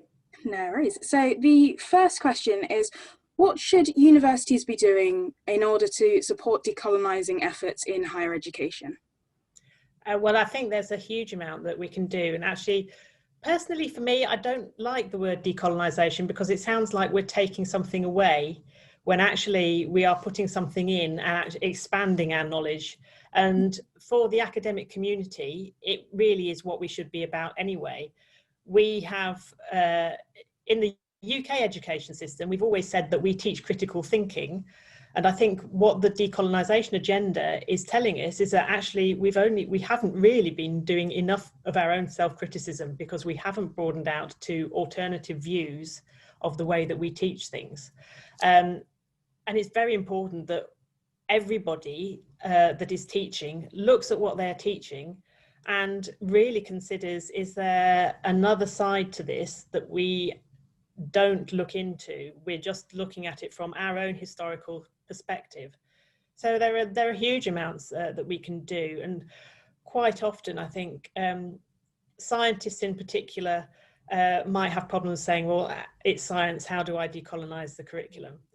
And it does take some thought and some consideration, but there are, for example, it's not just about bringing in, say, BAME scientist work into the curriculum, although that is clearly important, but it's say, if you are looking like something, the situation we're in at the moment, epidemiology, the how epidemics start, if you're looking at, for example, I heard a great example the other day of looking at epidemics in Africa and how they started with smallpox, and whether actually they started because the colonization at the time moved communities into areas where the local community knew it wasn't a healthy place to be. Right. And that's how the epidemic started. So it's learning, it's going back into the history of these things, making sure you present a 360 view of what's happening, and understanding that at the moment what we have been doing is really presenting white knowledge as the knowledge. Yeah, it's only one part of the story. Yeah, definitely. That's brilliant, thank you very much for that. So my second question is, what are universities doing to bridge the BAME attainment gap? Again, I think this is something that universities have been looking at, and it's not an easy project to identify. There's no quick fixes, because we have to really understand what the root cause is, the problem.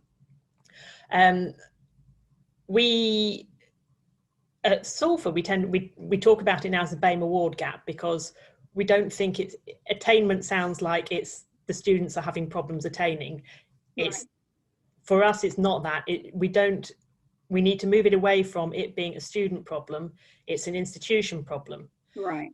So what we are doing is looking at things like, have we got a representative academic body? So does it reflect the student body? Can students relate to what is happening? Going back to the decolonisation of the curriculum.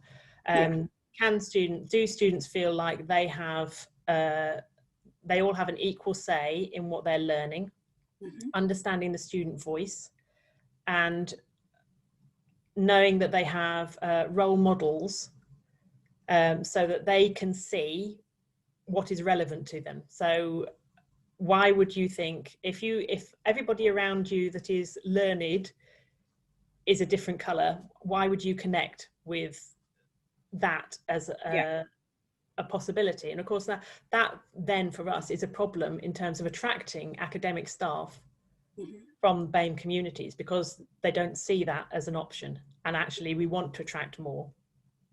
So so that's really important to us, I believe.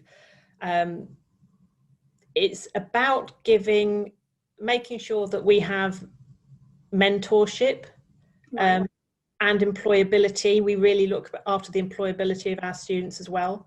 So that's getting mentors from outside the university as well as inside the university, and putting the resources in to work out how culture and experiences shape our students' perceptions of themselves and of others, and helping students progress into HE as well from underrepresented communities, and making sure that they can see it's for them, and the opportunities are equal for them. Yeah, definitely. And getting into the school system as early as possible is probably one of the most important things that universities can be doing. And you've kind of touched on it a little bit already, but moving on to the last question is, how can universities respond to the question, why is my professor still not Black?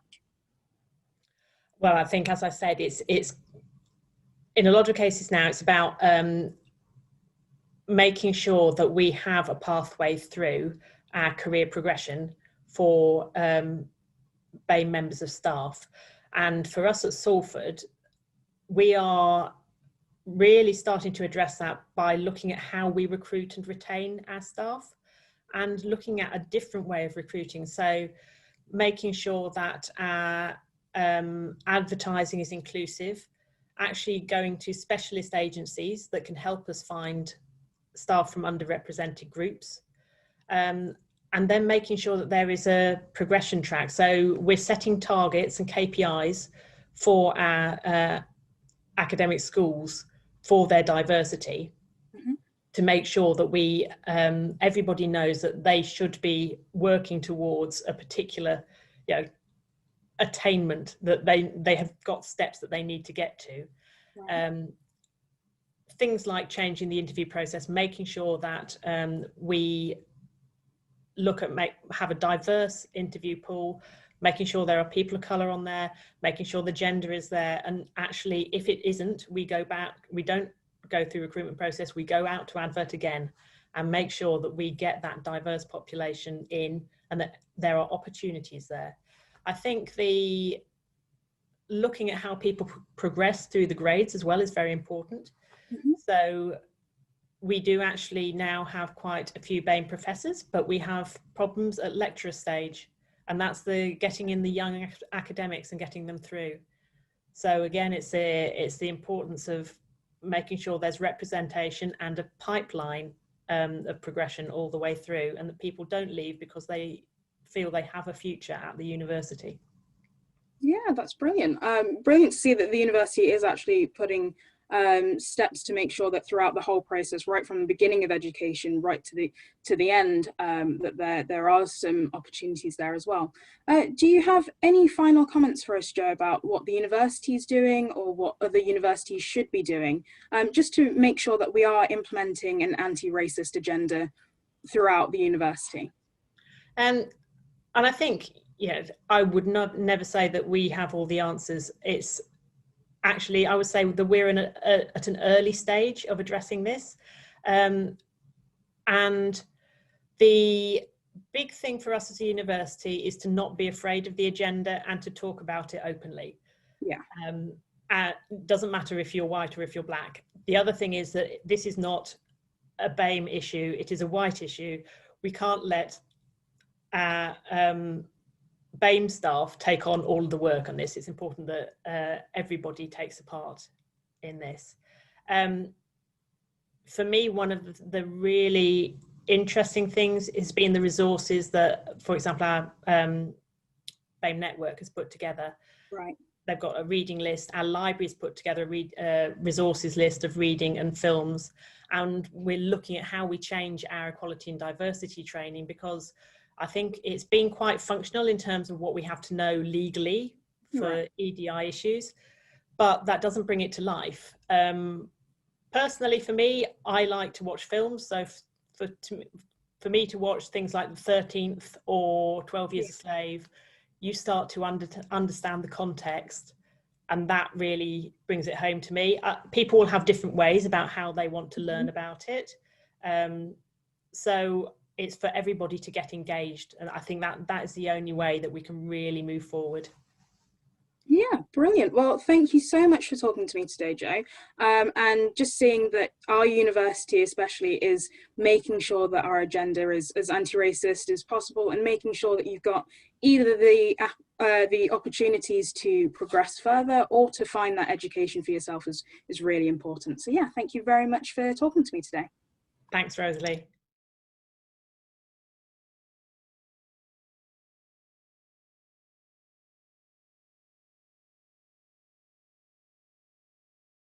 Hi guys, welcome to the second panel debate of the day.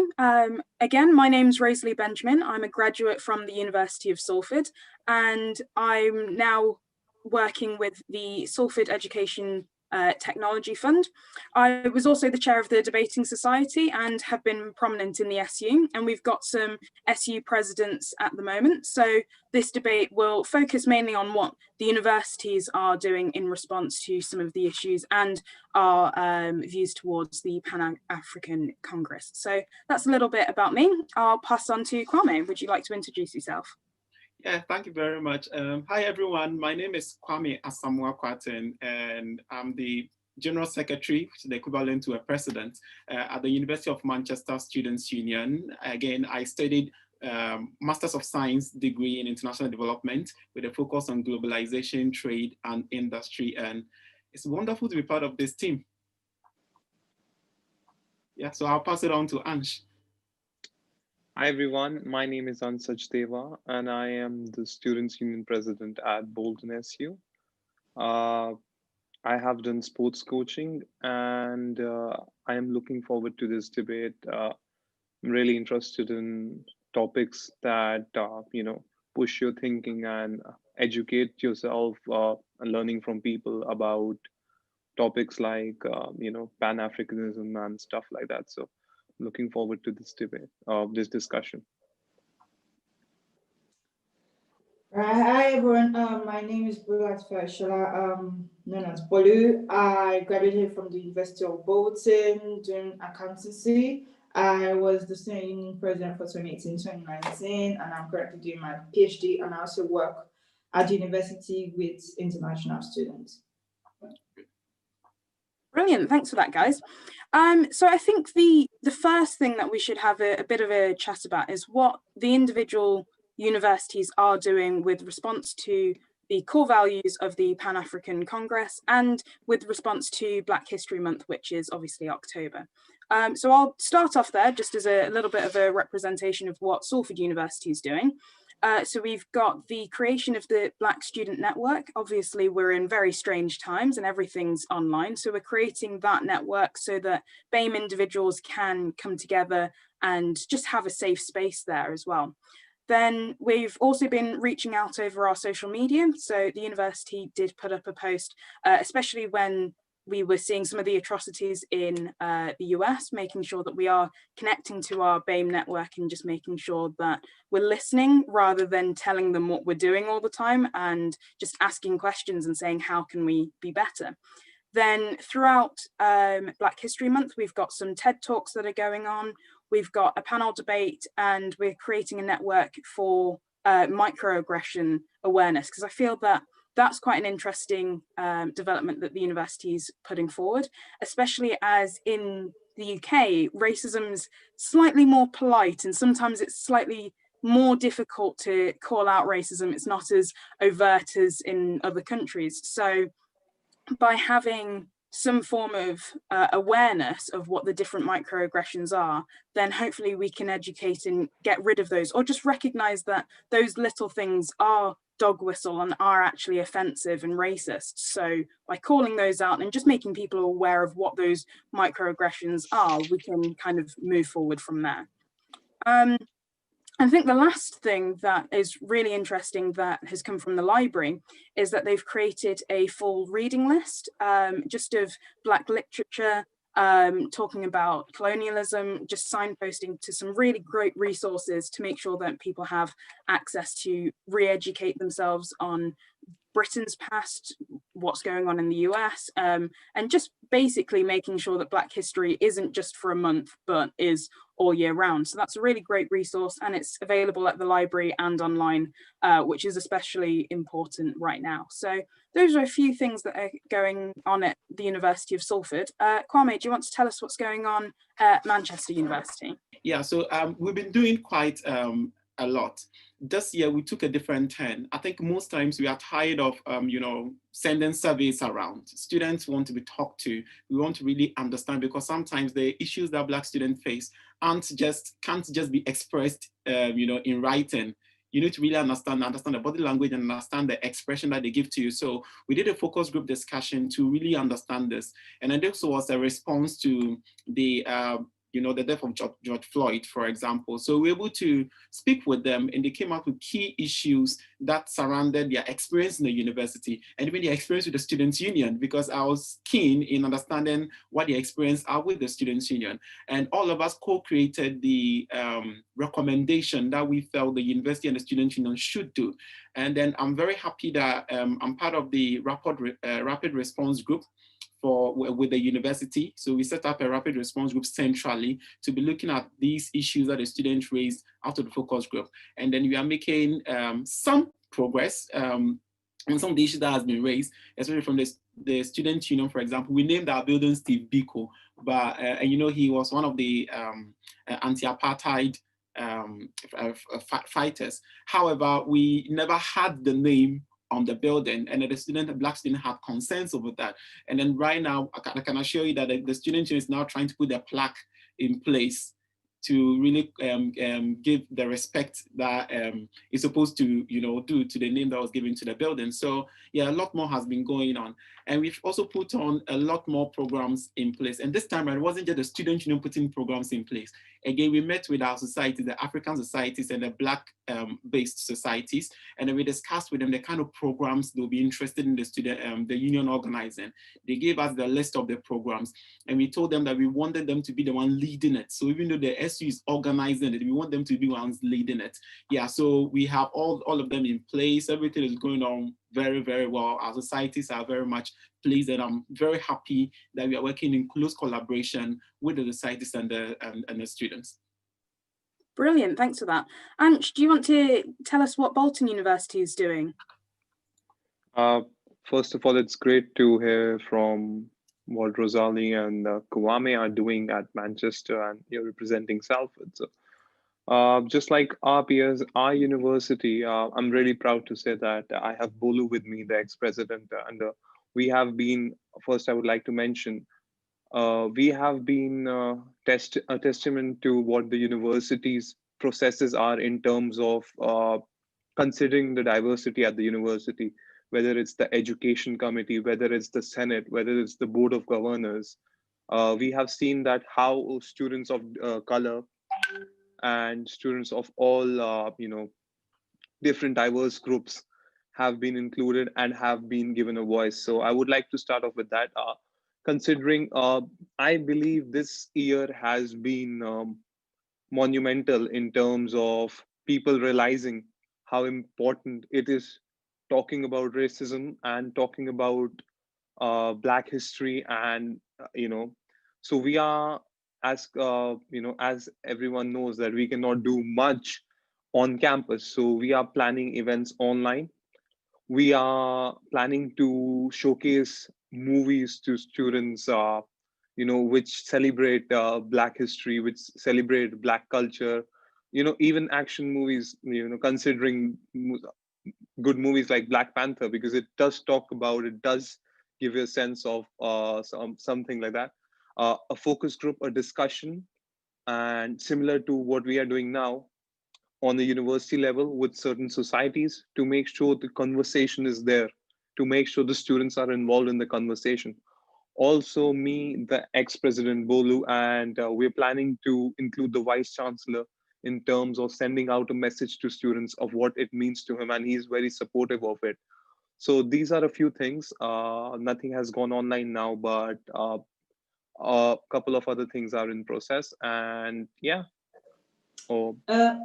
Yeah, thanks, Ansh. If I could just add to what Ansh said, is beautifully put it.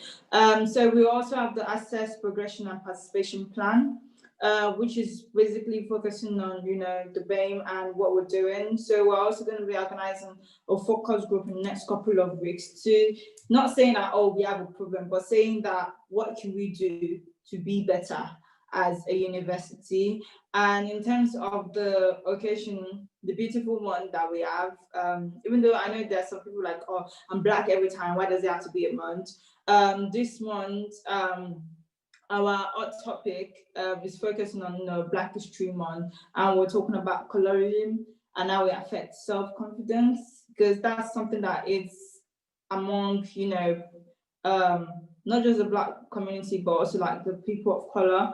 Everywhere we have India, when you have a darker skin, there's a question as to whether you're deemed as beautiful or not. So so basically that's in a nutshell what, in addition to what Anne said, that we're doing.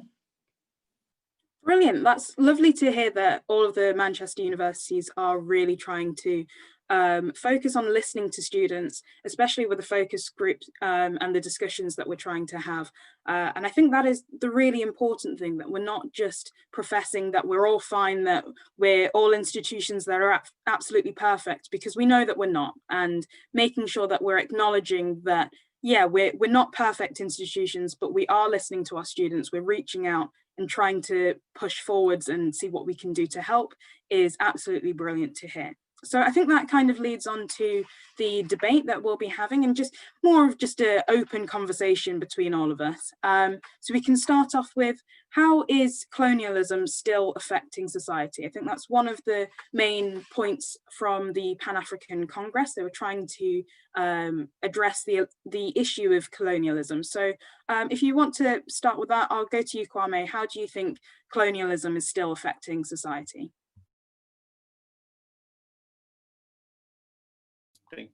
So thank you very much. I think for us to really dissect this topic, we have to really understand what colonialism is, you know. And then I think that, yeah, so my introduction, I definitely agree that whichever issue Black people, people of color or Black people are going through right now has strong link with the legacy of colonization. And I think I will defend that point by giving a small background to what colonization is, and then the impact that it's having on some of the issues that we are having today. So I think basically, you know, when you talk about colonization, we are looking at the act or process of settling among indigenous people and taking control, establishing control over them.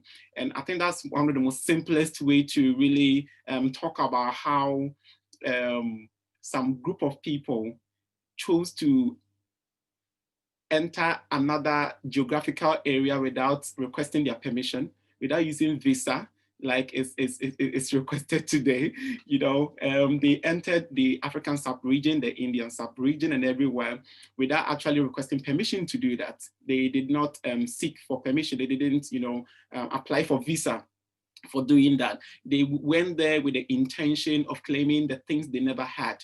And some of the things they never had was labor, the labor that they thought they needed to be able to make use, sort of to feed the people, or to, you know, for economic purposes. So that's how usually we will put it.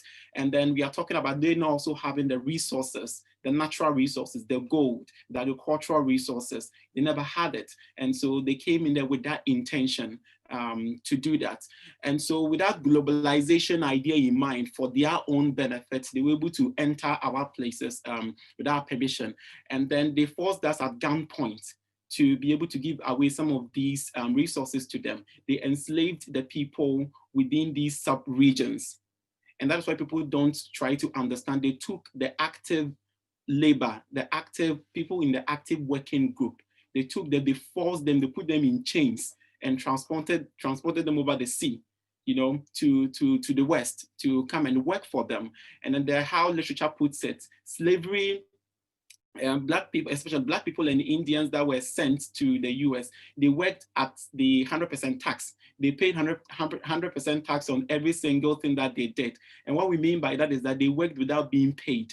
So if you work and you are not being paid at the end of the month, you've paid 100% tax on the wages that you were entitled to. So what happened was that when they also came, for them to be able to achieve this purpose, they changed our social structures. So they came and they introduced their own system of what they call education. They introduced that, and then they took us through it. They embedded their narratives in our minds. That is one of the things that happened. They came to made us understand another way of living, which is supposed to be their way of living. They set it as a standard, and then all of us were supposed to follow it, not with a choice, but at gunpoint. So some of the things that these things has influenced the issues that we are facing right now is how we are very divided geographically, because Africa actually was a country. Even if it wasn't a country, it was just one big place. But then they took us to Berlin and then chopped us on a chopping board. And then they didn't care whether they were cutting through tribes or not. They didn't care. They just cut us any way they wanted. And then we now became countries. So you have a country like Togo with 4 million, a population of 4 million, being put at the same table with the United States with over 300 million people to negotiate. How is that going to work? So people don't understand all these things. So they divided that geographically and then protected that geographical territory, because they treated each geographical area as a company. They had the East African company, the West African company, and all that. So they protected the borders such that we became enemies of each other. And so at the time that they even left, it became very difficult for us to come back together. Again, one of the things that is colonization is affecting us on is how we are unable to unite, because they brought the political system that gave Black people, that made us feel like we also had a chance of becoming leaders and not, giving leadership to just our chiefs. We had our chieftaincy where we could meet on a Sunday afternoon. We call it Deba. We agree that we are going to build a hospital, and all of us agree, and then we do it. But today, what is happening? Are we able to build a hospital on consensus? No. They were able to introduce that individualistic, the individualistic way of thinking to make everybody seek for their individual interest as opposed to society's interest. And so now you come back to our own places, we are unable to develop, because we are still holding on to that ideology that they implanted in our brains. Again, they introduced the classism. They made us understand that if you study and get this degree, and then you get this job, you are different from this person, you're different from that person. So I'm aspiring to get a degree just so I become the biggest person, not that I'm aspiring to get a degree to actually help society. So they also brought in this classism there. They also brought in colorism.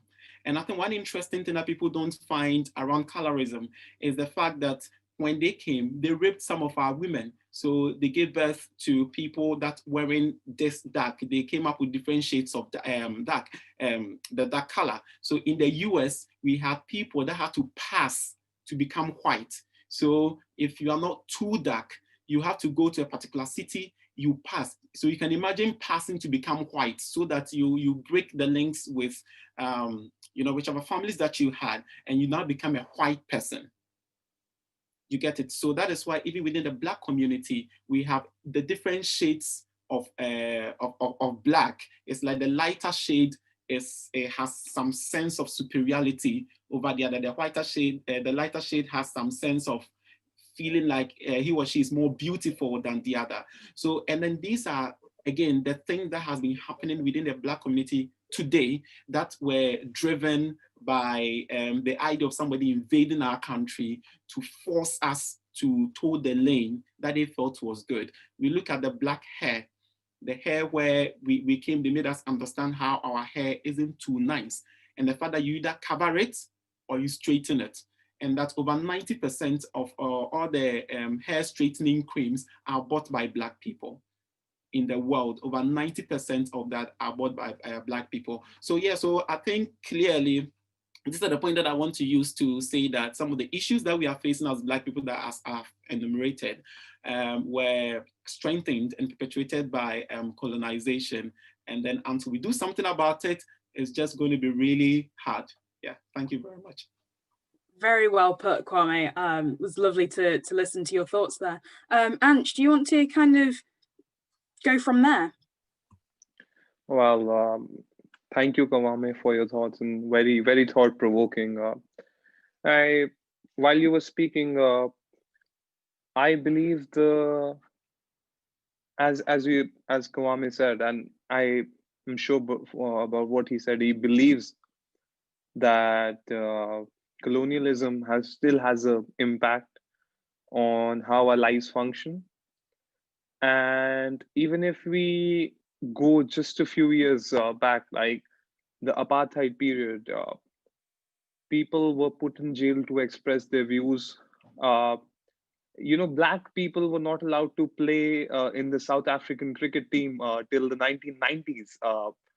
So you just see how bad the impact has been. And as Bolu discussed, how her grandmother is older than Nigeria's independence. These things tell you that despite India getting independence like 75 years ago and stuff like that, they have left such a mark that they have to be victim of their own mistakes. For example, Premier League, it's the greatest football league in the world, one of the best. Football players still are abused on the field, but they're English. Despite having, just because they have an African heritage, or they're African, or their skin color is black, is it right that bananas are thrown on the field? So you have to see, despite being the richest, despite having what they have, and such big football stars are abused. It's just a small example.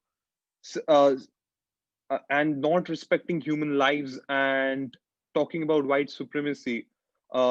Labor and slave trade is a big example.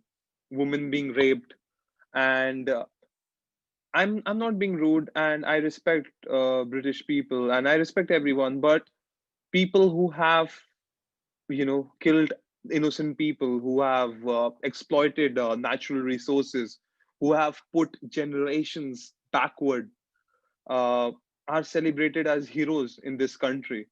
And Winston Churchill is the biggest example. And many other like him. They have statues of them. They talk about in the history books, political science, how great they were and what they did. In World War II, millions of Indians were killed because and other people from the other colonies were killed because England was the United Kingdom was fighting a war, and the innocent people were killed. And it's believed to be said, and I can be wrong, but when they have the remembrance, they don't even remember the Indian soldiers and the foreign soldiers who gave their lives away. So I think that has an impact till today, whether it's subtle jokes, their polite way of making fun of the hair, of the noses, of our color, and it has an impact on healthcare. It has an impact on education, and it has an impact on the political system as well as sports. So, well, as we said, all we can do is it will take a long time to bring everyone on an equal level, but we have to start educating ourselves that people who have killed millions of innocent people because of hunger, because of healthcare, are not heroes. They are villains, and they don't need to be celebrated. That would be a start. Thank you. Thanks for that, Ansh. Bolu, do you want to add some of your comments to that? Yeah, I feel like I don't know what else to add, but they've said so many things, and I just wanted to just add a few things, because I think colonialism is still perpetuated till today in our everyday life, consciously or subconsciously. Because I'm Nigerian, I'm privy to some information. Right now, there's a British corporation right now in Nigeria trying to make some Nigerians redundant, because all of a sudden, due to we've been able to use internet to work from anywhere in the world, they're trying to sack these people in Nigeria to then employ their own people to work on the things that Nigerians are supposed to be working on. So, and someone say, oh, it's all in the past, but no, it is now. There's the thing called modern day slavery. A professional person working the same hours, the same job, doing the same duties back in Nigeria is not earning the same amount as the same person doing the same thing, carrying out the same job, working the same hours is in Britain. Taking all of those into cognizance, and me trying to pick a university, I have to be very conscious of, what's the culture like? Are they accepting of people like me? Which shouldn't be the case till today. And all of that falls back, and it dates back to, years and years ago. And I think it was either Kwame or Ash that said it. We've basically been at a disadvantage. How can we catch up to almost 450 years? How can we catch up to them, start building generational wealth for our children, their children? I feel like hundreds of generations of theirs to come are already settled. You see some investment information, you wouldn't even be private to it, because it's put into an inner circle, and this creating this unnecessary societal standards that, like we were saying, about we being scientifically called stupid. It's just to show that it's still there, it's still here. It's probably going to still be here in the next 10 years because it's just these little things that we may not even think about that are still affecting us. I know when we're like, oh, sometimes the first time I ever tick Black African on an application, the first question I ask myself is, why is it important? Why do they need to know that I'm African? Is it not, are we not applying for job? What is this? I was like, it was strange to me because where I'm coming from, I've never had to tick African because, so I question the intention behind us actually ticking that form. Fine, some people's like, oh, just so that, you know, we can collate the ratio of the people that apply and to see if we're being inclusive, blah, blah, blah.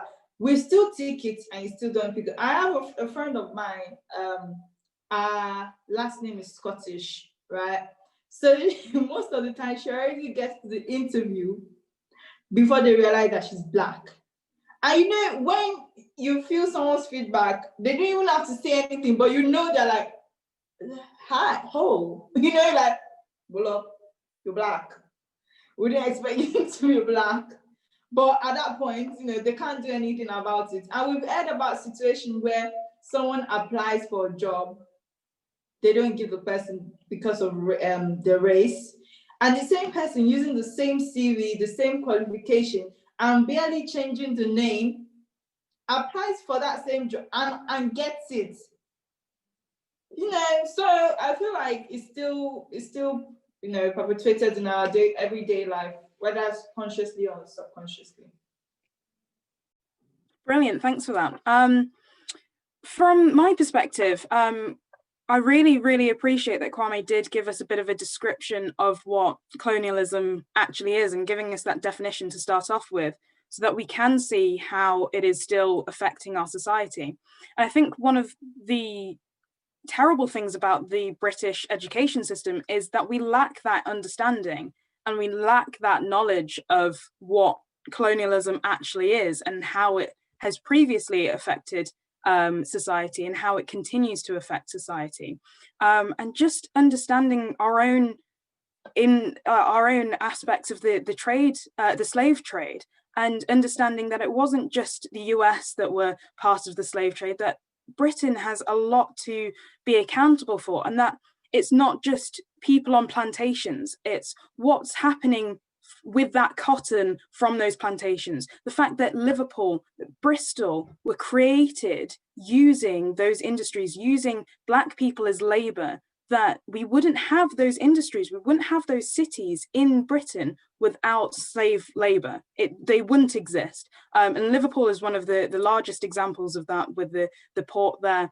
And just the sheer dehumanization of Black individuals, that you can read their names next to other items, basically like a shopping list. Like you'd have, okay, we would like a Black person, and then we would like some cotton, and then we would like some of this, just making it so that we're not even people anymore.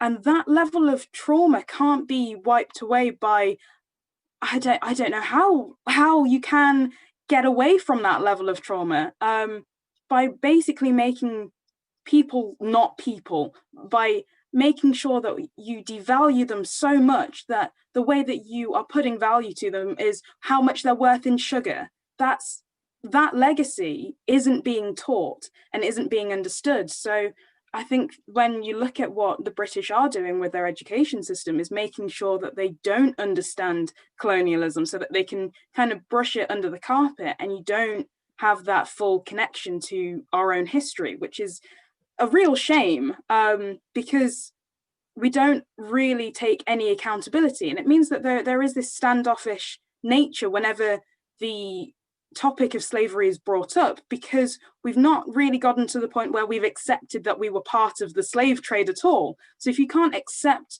that you were part of it and accept the actions that you did in the past, there's no way that you can get to the point of having the conversation. So if you can't get to that conversation point, then there's no way that you can move forwards from there. And I think another really important part of the way that colonialism is still affecting our society is in the mentality of appropriation, and how knowing that, as Kwame said, it was going to different countries and taking control of their resources, their labor, and taking their identities as well and stripping them of that. And I think now we're in a society that's very sensitive to all aspects, and making sure that we're trying to make sure that society isn't taking from us yet again. And I think this is most evident in the media and looking at things like hairstyles, as you already said, and looking at how the Western world is still taking music, still taking the ideal westernized look, which is through tanning products. I don't understand sometimes when it comes to tanning products, when people are like, right, we don't want to have an affiliation with the Black community. However, we're happy to darken ourselves and still make fun of people who are darker than us. There's such a misconnect and disconnect there with the issues, and things like wanting larger lips, wanting just the aesthetic of a Black individual, and having that being taken. We're getting to the point where we are very sensitive, maybe oversensitive. I think sometimes society is very easy to jump on certain issues, but I think because of the way that everything has been taken from us, we've gotten to the point where we have to be sensitive and say that this is what is ours, and this is what we are bringing to the table. And yes, we want to share and we want to be one human family, but we've got to also recognize that there is a strong history behind a lot of these different aspects, whether it's hair, whether it's music. There is a whole culture that if you just take from it, you're not appreciating, and we can't move forward. You're actually just being very disrespectful. So I think all of the conversations that happen about appropriation are that legacy of colonialism, and knowing that things have been taken before and continue to be taken, whether it's resources, whether it's culture, they are still being taken by a westernized community. So I think that's one of the largest examples of colonialism still in our society. Does anyone want to add any additional thoughts to that, or can we move on? Go for it. Yeah, after you, Kwame. No problem. Yeah, I think you raised very, very valid points. And it reminds me of, like, I write articles for the business newspapers in Ghana on cocoa, because like that is where my research area is. And then I realized what we did colonially was to devalue the aspect of the value chains that are situated in their colonies. So when you take coffee, for example, a cup of coffee that you buy here in Europe that costs, let's say, £2.50, the component of it that goes to the farmer is 0.01 pound, which is supposed to be 1 penny. And it's not just that. When you come to cocoa, for example, the cost component of a bar of chocolate that goes to the farmer is 3%. Okay, so what happened is that they were able to devalue the resources that we have and they redefine what natural resource is. That, natural may be important, however, the cost is supposed to be so low because for some reasons we've not added value to it. So they have created that narrative around value addition being the aspect of the value chain that adds value, that one rather deserves more money, other than the very origin of that final product. So because without coffee, there will be no product called coffee. Without cocoa, there is no product in the world that we call chocolate. Yet they are the very ones that receive that little, how do we call it, little value. And then remember that they also commoditized the very things that generate us export revenue. And when you talk about commoditizing it, they have made those things, and those things are sold in the stock exchange. You get to the commodities exchange. So cocoa will be, the price of cocoa will be determined by demand and supply. And then we all know exactly what they do to control demand and supply, the hoarding and the rest to control the prices. So when you talk about colonization, people always think that we are just talking about enslaving people. We are talking about the deep-rooted systems that they put in place to make sure that even after they left, they will still be in control of us. And so that is why, regardless of what we do, they changed what we were producing. Like, we were producing what we eat. Definitely before they came, we were eating, we were surviving. But for some reasons now, until we import, we can't survive. Like, how is that supposed to be? But it's because that our lands, Uganda lands, were changed into producing cotton. And the cotton isn't something that they eat. So cotton they have to export. And if they use their lands to produce that, they have to export the very thing that they need to eat, which they should have planted. Ghana uses most of its lands to produce cocoa, yet we don't eat chocolate. So if you don't eat chocolate, who is going to make use of your cocoa? The consumer is going to have an upper hand on the price of it. So these are some of the very systemic things that colonization has done that people usually don't realize is actually the main reason why people of color are suffering. You go to the tea plantations in India and look at the value that they ascribe to tea, yet you see Lipton on the shelf. You know, in the UK, you see, look at the price. So I think I'm very happy that you brought up some of these points. You talked about, you know, some of the culture, our culture and other things that they appropriated, which are all good. And I think that currently what is even happening, that actually just solidified the reason why we think colonization, the legacy of it is still is here, is COVID-19. Imagine COVID-19 happened. They could not believe that Africa is recording low figures. They could not believe, and we had a lot of news items actually seeing it as a miracle. In fact, some are actually even criticizing our leaders that, oh, Africa is not recording high enough, not because their leaders did anything. You know, so the intelligence thing that we talked about again, they feel like we can never be intelligent to control some of these things. They are the only ones that will always come up with a solution. They couldn't just understand it. So that one alone is actually just a reason to let people know where colonization has taken us to. It's legacy that tells that the Black person, the people of color, do not have the requisite intelligence to be able to find solutions to problem.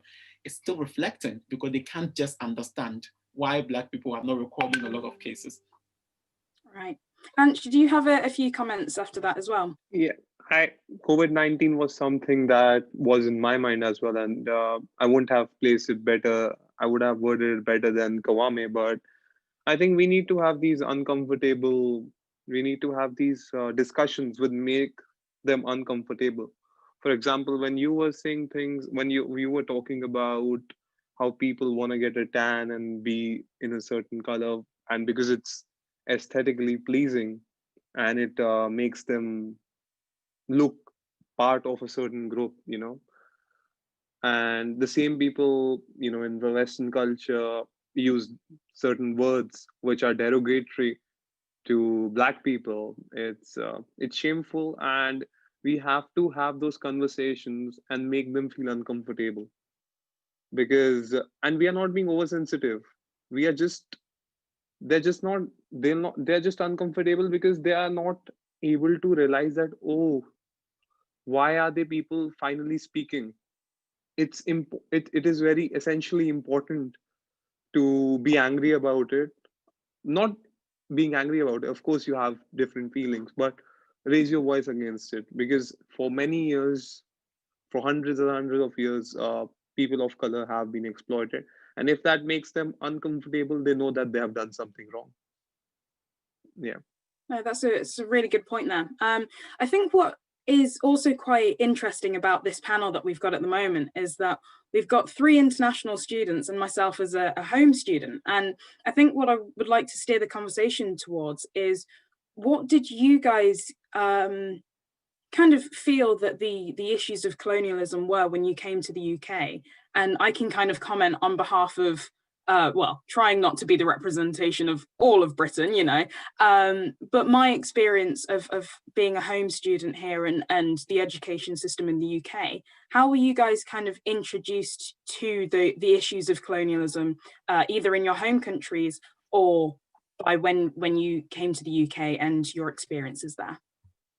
Well, I would start off by saying that I'm a history, political science student in India. So I have an idea about what the colonial rule did to my country. But of course, you don't hold anything against anyone when you come to this. Yeah, that happened and things changed. That's what I believed. And there have been instances where, for example, I was wearing a cross in my neck and someone said, "Wrong religion, bro," a white person said to me. So there have been things like that that have happened.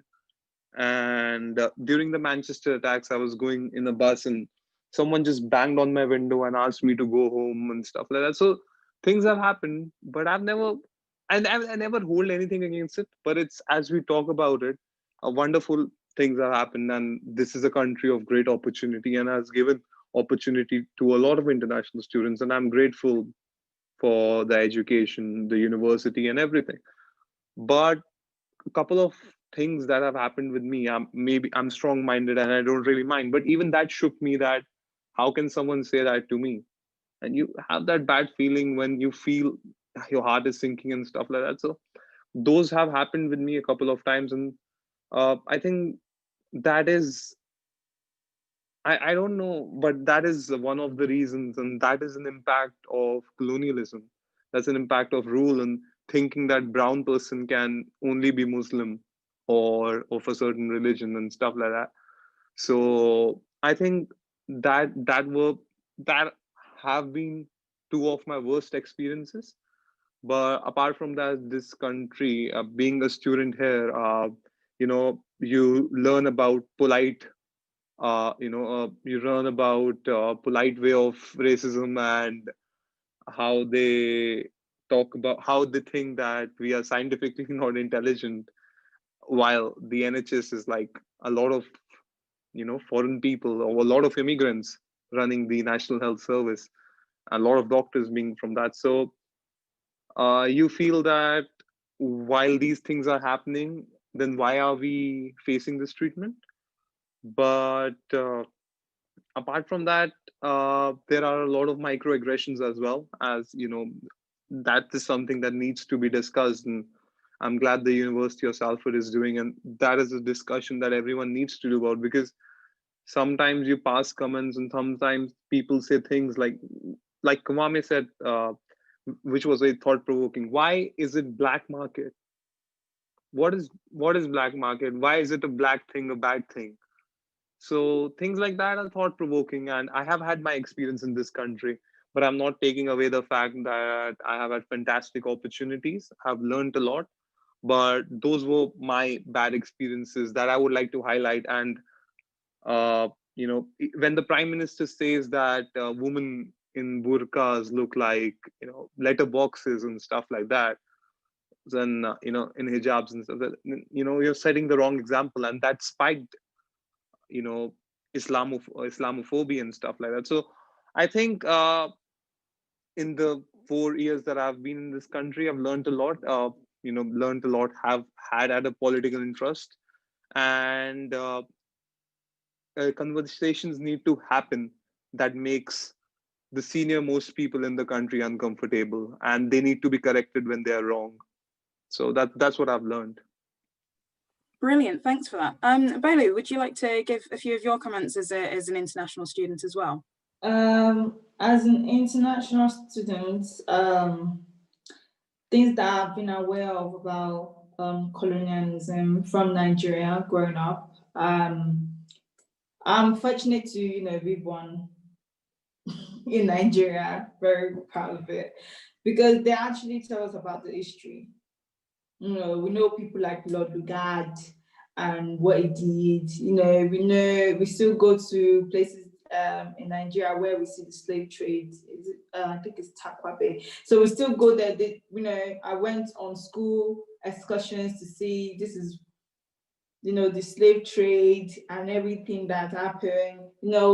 Told history about Jaja Okobo. Because sometimes when I came here, and I feel like I was having a discussion with somebody from Britain. She was Black, British. And she was like, yeah, but some of the African leaders at that time, some of you guys, Obas, were the ones that sold your people for mirror, sold your people for this. So, when I came here and I got that kind of vibe, I'm like, hold up, wait a minute, because you guys don't know history. There was somebody, do you know there was somebody called Jaja Okobo?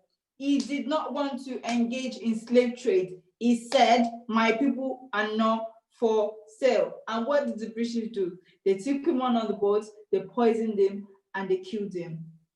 And they took over that region. But and when I say this, person like, oh my God, I'm like, yeah, like Google Jaja Wapobo right now, and you will see things like, so I'm fortunate to know that type of history and to know that my history was not curtailed, it was embraced, to know the reason why we changed our national anthem, to know the meaning behind, our coat of arms and, our flag. So I feel like coming here and I see the way Nigerians treat white people. We treat them like, even within our community, we treat them like, oh, they're high there. Once you see, somebody is thinking, oh, they must be very intelligent, they must be very this, we treat them like egg. And this person, probably in Britain, is probably in working class or probably even lower than that. But just because of the color of their skin, and they're coming from, abroad, we just, we have to, this person is not normal, this person, and I see that, and I came here, and nobody treated me like that. I'm like, hold up, wait. So is this, why is it one-sided? I'm seeing like I come here and I'm just disregarded because of the color of my skin. Even when I come here, people that are white are still treated in their own society more than, because I thought, oh, maybe it's vice versa. Maybe when a black person comes here too, they are treated like, oh my God. But that was not the vibe I got. And I never used to take offense to this when you get into a taxi and someone say, where are you from? Where are you originally from? Where are you originally from? Me, I usually tell them, but I feel like there was a friend of mine, and she was like, I was born here. Why do you have to ask me that type of question? But me, I was not sure. Me, I answered the question. Yeah, I'm Nigerian. I just tell them I'm not Nigerian. I'm happy to share the culture. But I can see the way it affects, people that are actually born here. You ask me, where am I from? Excuse me, I have the British passport. People like that. But so I feel like sometimes those type of questions is unnecessary. Just carry the person to their destination. Why do you need to know where? Yeah, so where are you from? So there was one time I had time that day. I got into a taxi and I was going on. The person was like, oh, where do you stay or where are you from? And I'm like, oh, Bolton. I'm like, I stay in Bolton. And I'm like, and the person like, And I was waiting for him. Like, yeah, but where are you originally from? And I'm like, what's your business with my origination? How would it affect the taxi fare? Or how would it affect you doing your job? So one thing that really that really pained me, it gave me so much hurt, was Brexit. And I know it's politics, but I felt like the intention behind Brexit was from hate. And when you sit down and you look at it economically, it's not one of the smartest decisions that the country is taking. Because when they're like, oh, we'll put it in the NHS, and now you're asking them, where's the money for the NHS? And they're like, you can't really answer the question. So it just looks at, it's just because of so much. And you look at where I was fortunate to be in Nigeria the day the vote. I went home for holiday. I can never forget, it was in June. I went home for holiday and I was up. I was like, what is it? You're not even breathing. Look at you, you're up looking at the poll. I was up looking at the news to see what they would actually vote, because I was so confident. I'm like, no, they're smarter than that. They wouldn't vote for this kind of thing. And to find out that it's people of a particular age group that actually voted for it. And I look at so much, I'm like, even after these years, you still have so much despise for this ethnic group. And you say they're taking your job. Please, what job are you taking? You guys mainly rely on benefits. You're not working. And you say people are taking the job. Now that they have left the job for you now, are you guys gonna, because if I don't pay tax, if I don't pay these things that I pay, you will not be able to get the benefits that you are getting. So, that was really, and even like within institutions that we're in, not expecting things, like we said earlier, not expecting a person of color to do exceptionally well in the academia. Because you just, once you say Black, you expect the list. And when this person is, you're like, oh, you know, I actually like the way you do this. And I'm just like, you underestimate me. Sometimes it works in our favor, but more often than not, it doesn't work in our favor.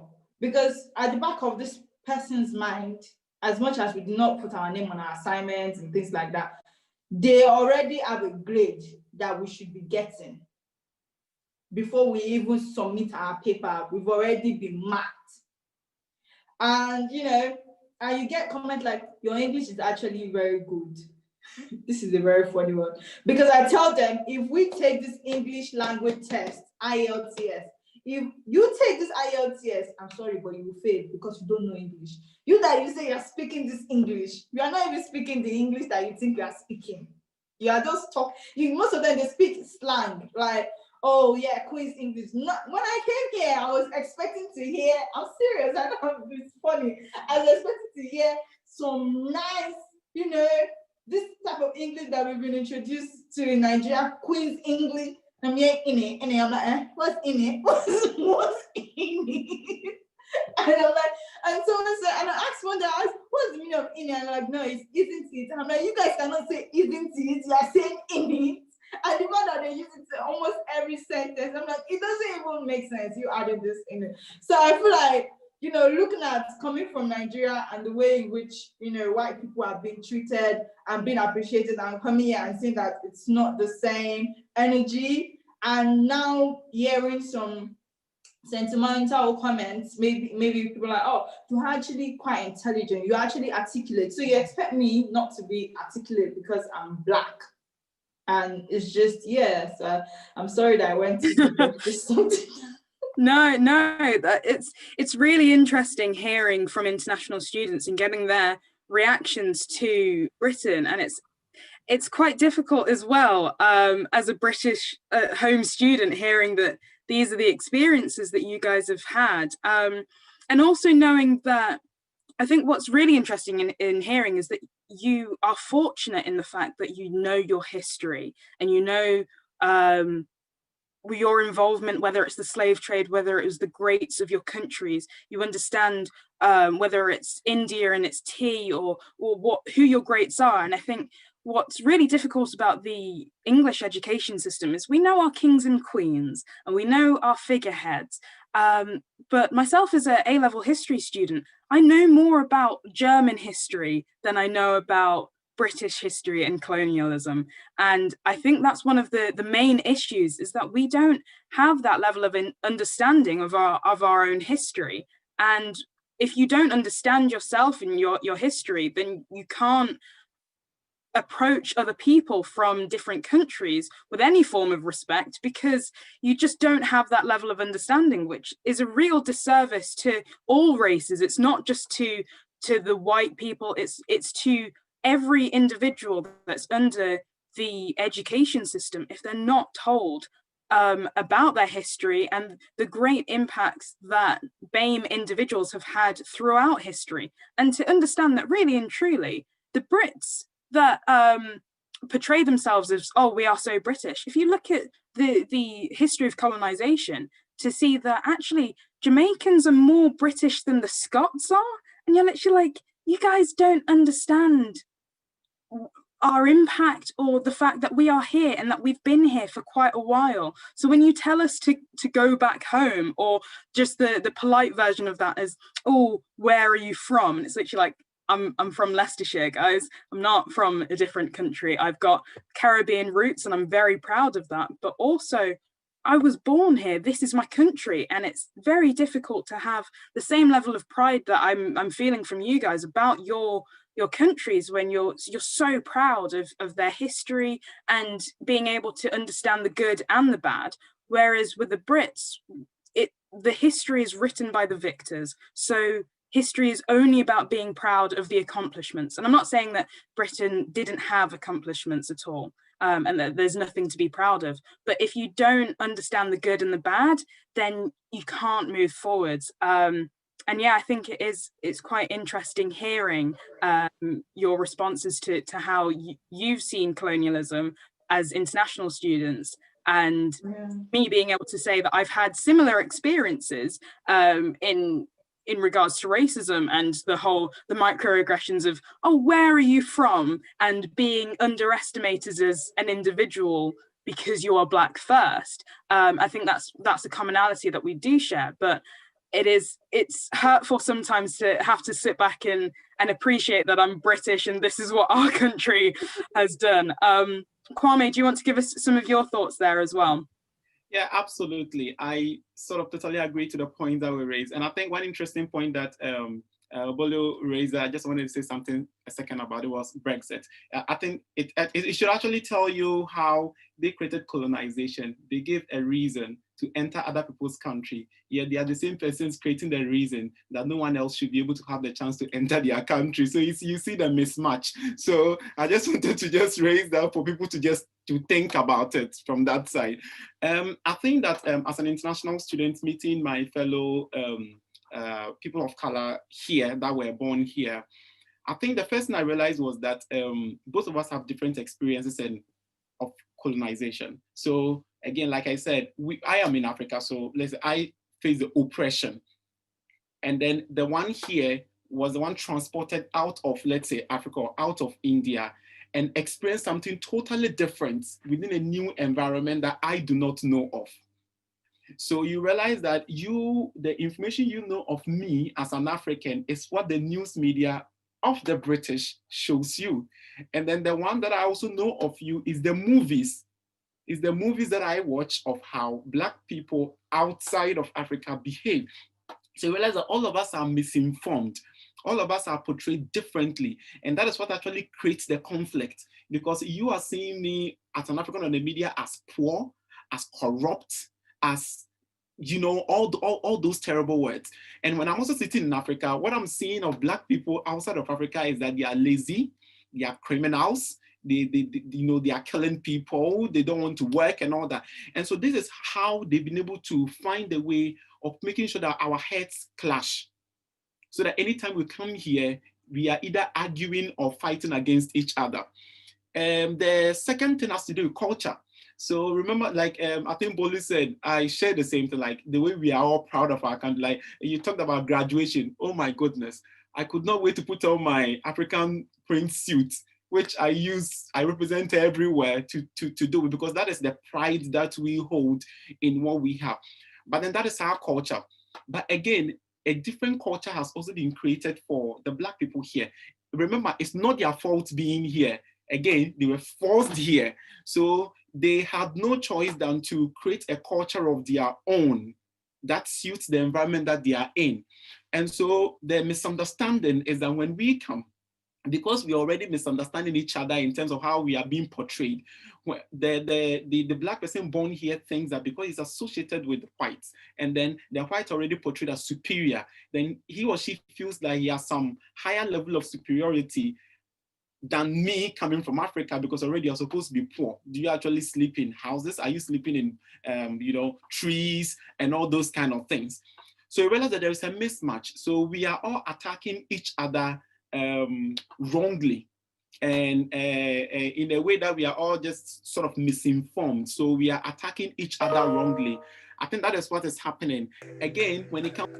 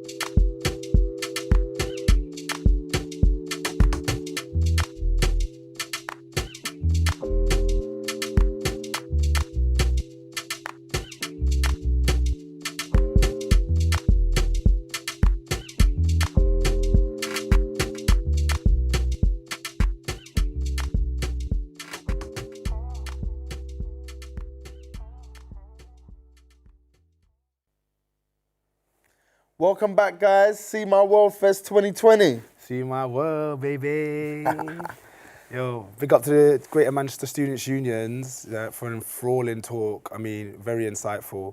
I think one of the things that I really was taking away with it was just the kind of the energy, the history that they were even talking about individually. There was one lady in there, the Nigerian lady, who was talking about the history and, from my understanding, the history of Nigeria and how some of our leaders, she made some references to the slave trade and how actually some of our leaders were systematically killed off to continue aspects of that trade. I thought, mad. And this is stuff I didn't even know myself. So wow, we're gonna have to go and do some more research, right? More research and all of this. And on that note, there's been some activations in different cities today. Yeah, there have, haven't there? Related to some demonstrations in Nigeria. Oh yeah, SARS, NSARS. So wow. Yeah, and this thing doesn't stop, innit? We were just saying how like this year has been crazy in terms of the movement, isn't it? Mad, it's mad, been mad, crazy mad. for the movement. You know what I mean, and yeah, we just need to continue that energy, innit? It don't stop now. You know what I mean? Even like as far as Black history and just like telling everyone about important history, we just need to continue month after month, day after day. You know what I'm saying? And this is what we're trying to do with See My World, really, isn't it? Basically, yeah. For us, it's not something that happens over a month. It happens every day. Yeah. Every single day. So do your research on the 1945 Pan-African Congress, the 5th one. Make sure you do your research. Yeah. Great example. Great example. And shout out again to the Students' Union. I mean, I know you lot at home have been watching for the last 3 hours. We had to cut it ever so slightly short now because obviously timing and scheduling. And also we had to make a little shift around because the Suwandi film, well, it's already on YouTube. So we just put it in the schedule basically to just basically give it more time. So shout out to Pack75 and MMU. Big up to yourself, sponsors. Sponsors and that. Sponsors and that. And also for those at home, if you would like to watch the movie, you can find it on YouTube. It's called Voices for Freedom, yeah? So go check that out. And then we move from, from that film and from that talk, we're gonna move into another film called See My Dunya. See My Dunya, a film about the Somali Mancunian experiences. It was actually something that I executive produced alongside other key and influential artists, creatives from Manchester. And it's like, I think it was one of my biggest projects actually for 2019. Can't believe it's been like over a year and a half now. Nearly 2 years. Basically nearly 2 years.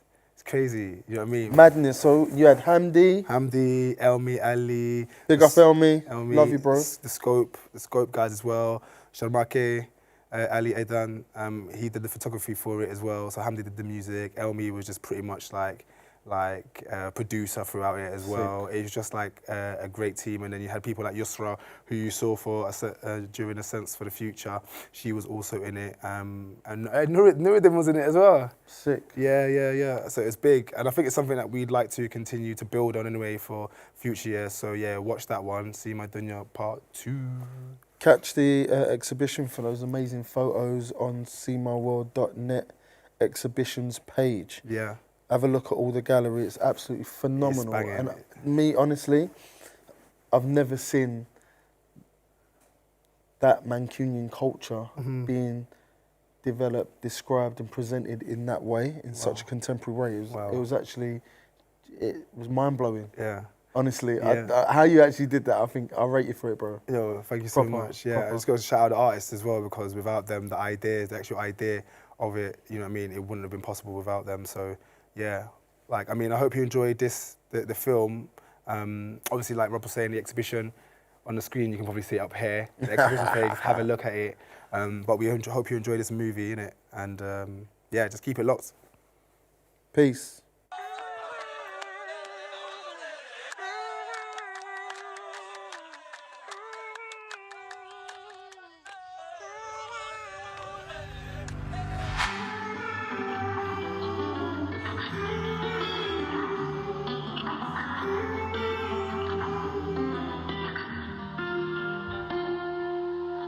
This little refugee migrant, yeah, in 86, came as a baby. In the 90s, I could be a Victorian.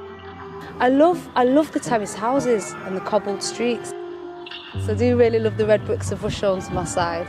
And I love the fact that the people that built those bricks would never imagine that people like us would be here. But yeah, so South Manchester, here we go. My name's Yusra Warsama. I make theatre, I write things. My name is Hamdi. My name is Kauthar. My name is Mahadi Sharif Muhammad.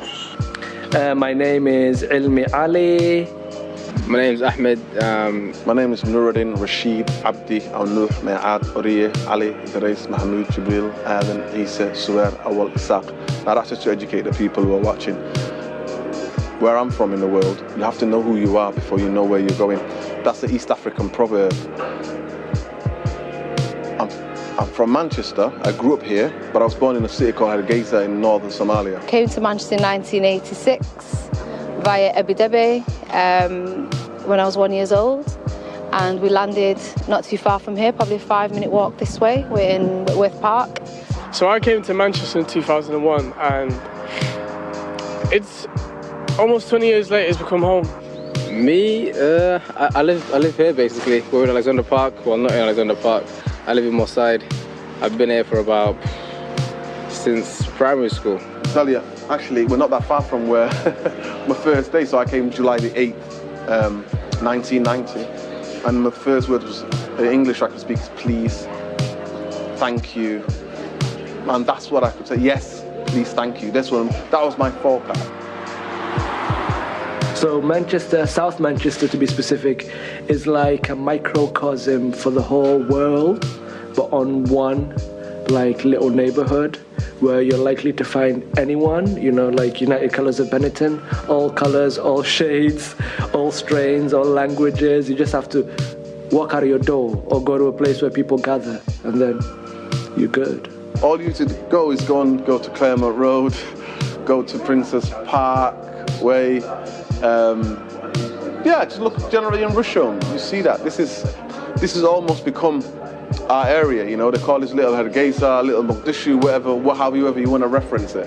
One thing that they've brought to Manchester is that sense of community. I feel like the Somalis here are very, very connected with each other. They've got that really good sense of community with each other.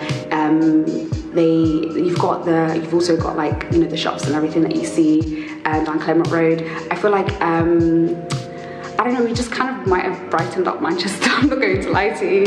When I first moved to Moss Side, I'd say I was probably the first 2-3 families on my street.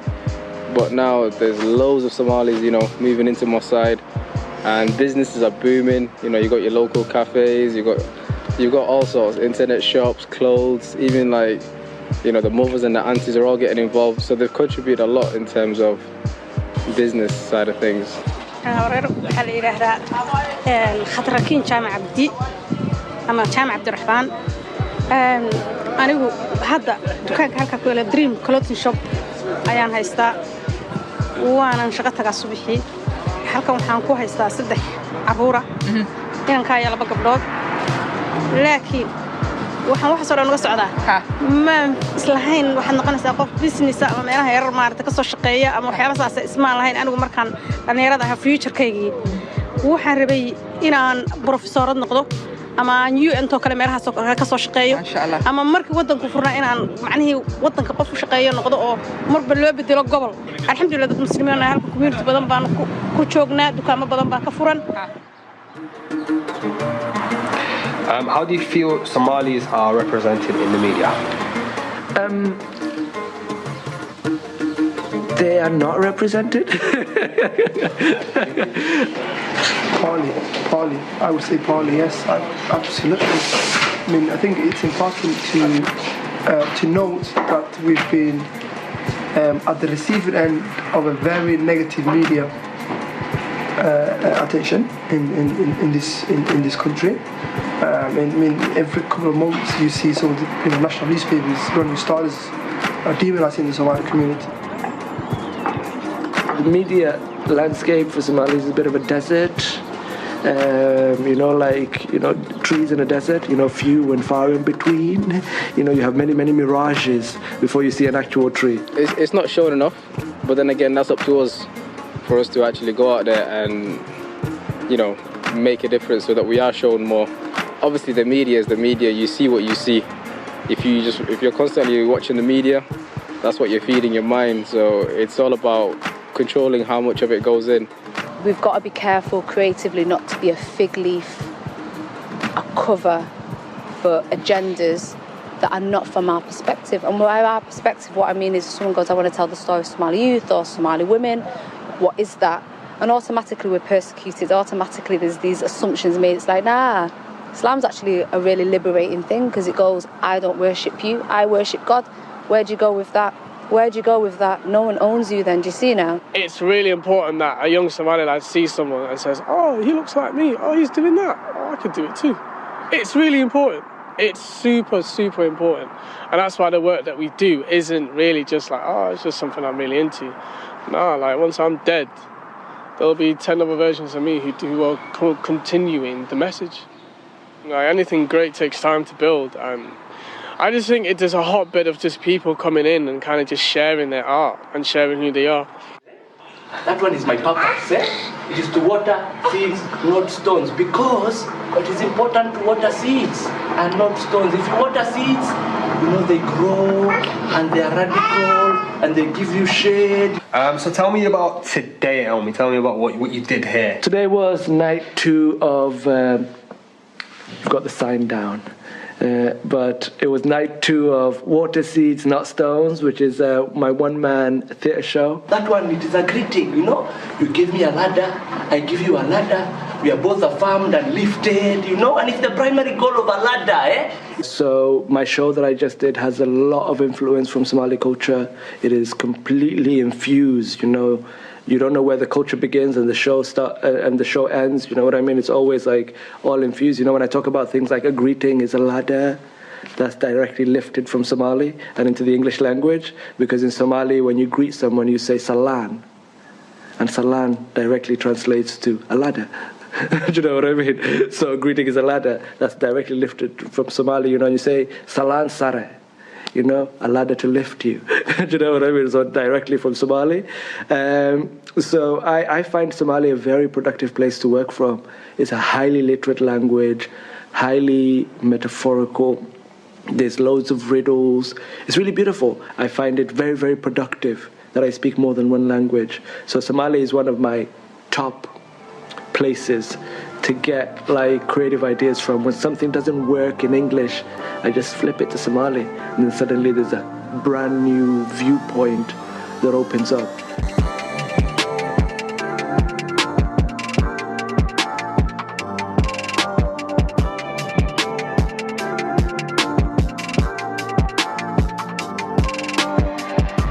So I find it a complete strength. The reason why I gave the names of who I am instead of just giving Nuruddin Rashid Abdi is because to make people understand we're from a culture that's deep in richness. I'm always trying to remix ideas that we've actually like grown up with. So, like for example, the ma'awis that we used to see our dads wearing could be like a really sick Hawaii shirt a few years from now. Or it could be like taking certain imagery from our past and remixing it and making it into now. I'm always using our tradition and our culture because it's so rich. It's a place for me to create from. So I'm always looking at what can I do and make it fresh again. We will be represented. You have a new generations of Somalis coming up, and those who are kids of the people who came over, who were born here, who are hyper literate, who are interesting, curious, who are ready to like eke out a space for themselves. And I think that voice is going to come out, and it's already, you have little spurts here and there where interesting things are happening. Well, I think we need people who have done well in the community to come back to the community and inspire others and motivate young people. I think we certainly need that, and I feel like sometimes we don't. You know, people sometimes do well and then leave the area and never actually come back. And I think everybody has a sense of duty to a certain extent, really, to regardless of how well they've done in life, to at least come back to the community and try and help in any way they can. So what advice I would give to my younger self is that to have more faith. Without faith, I think a lot of us would be astray, if that makes sense. I think sometimes when you're young, you want things to happen instantly, and you're kind of operating from a place of lack. because you think, oh my God, you know, everybody's doing this and I haven't done this and stuff like that. So to have a lot more faith. I firmly believe, and this is really important, that if a person doesn't have a belief in something, they have nothing to hold on to in their life.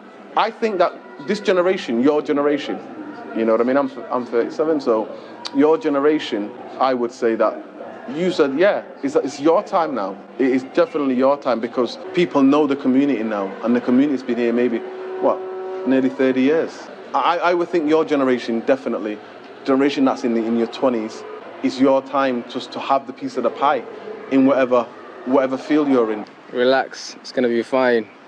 You're not as old as you think. You're not behind. Stop comparing yourself. Keep doing what you're doing. Yeah, and don't let the world harden your heart. I just want to say, anything is possible. You want a degree, you want to be a doctor, you don't let anyone, Habibi, stop you. Once you have your dean, your family, your community behind you, you go for it. And you want to be a doctor, you want to be a nurse, everything's possible. Yeah. No one can deny you as long as you follow your true path. Without your education and our future generation and allowing them to grow and explore to a certain degree, you are nothing. Because these are the ones that will be taking care of you when you're older. Not you, you won't manage. Now my children fasten my shoelaces. Okay? So remember that. Who are you? What I want you to think about, you are British. You are Somalis. Be proud of it. Be proud of being both. Don't say, my mama Somali banai. And you've been here 40 years. You are British Somalis. Somalilanders, Somalis. I don't really care. But you are who you are. Be proud of it. And carry your head held up high. Thank you very much.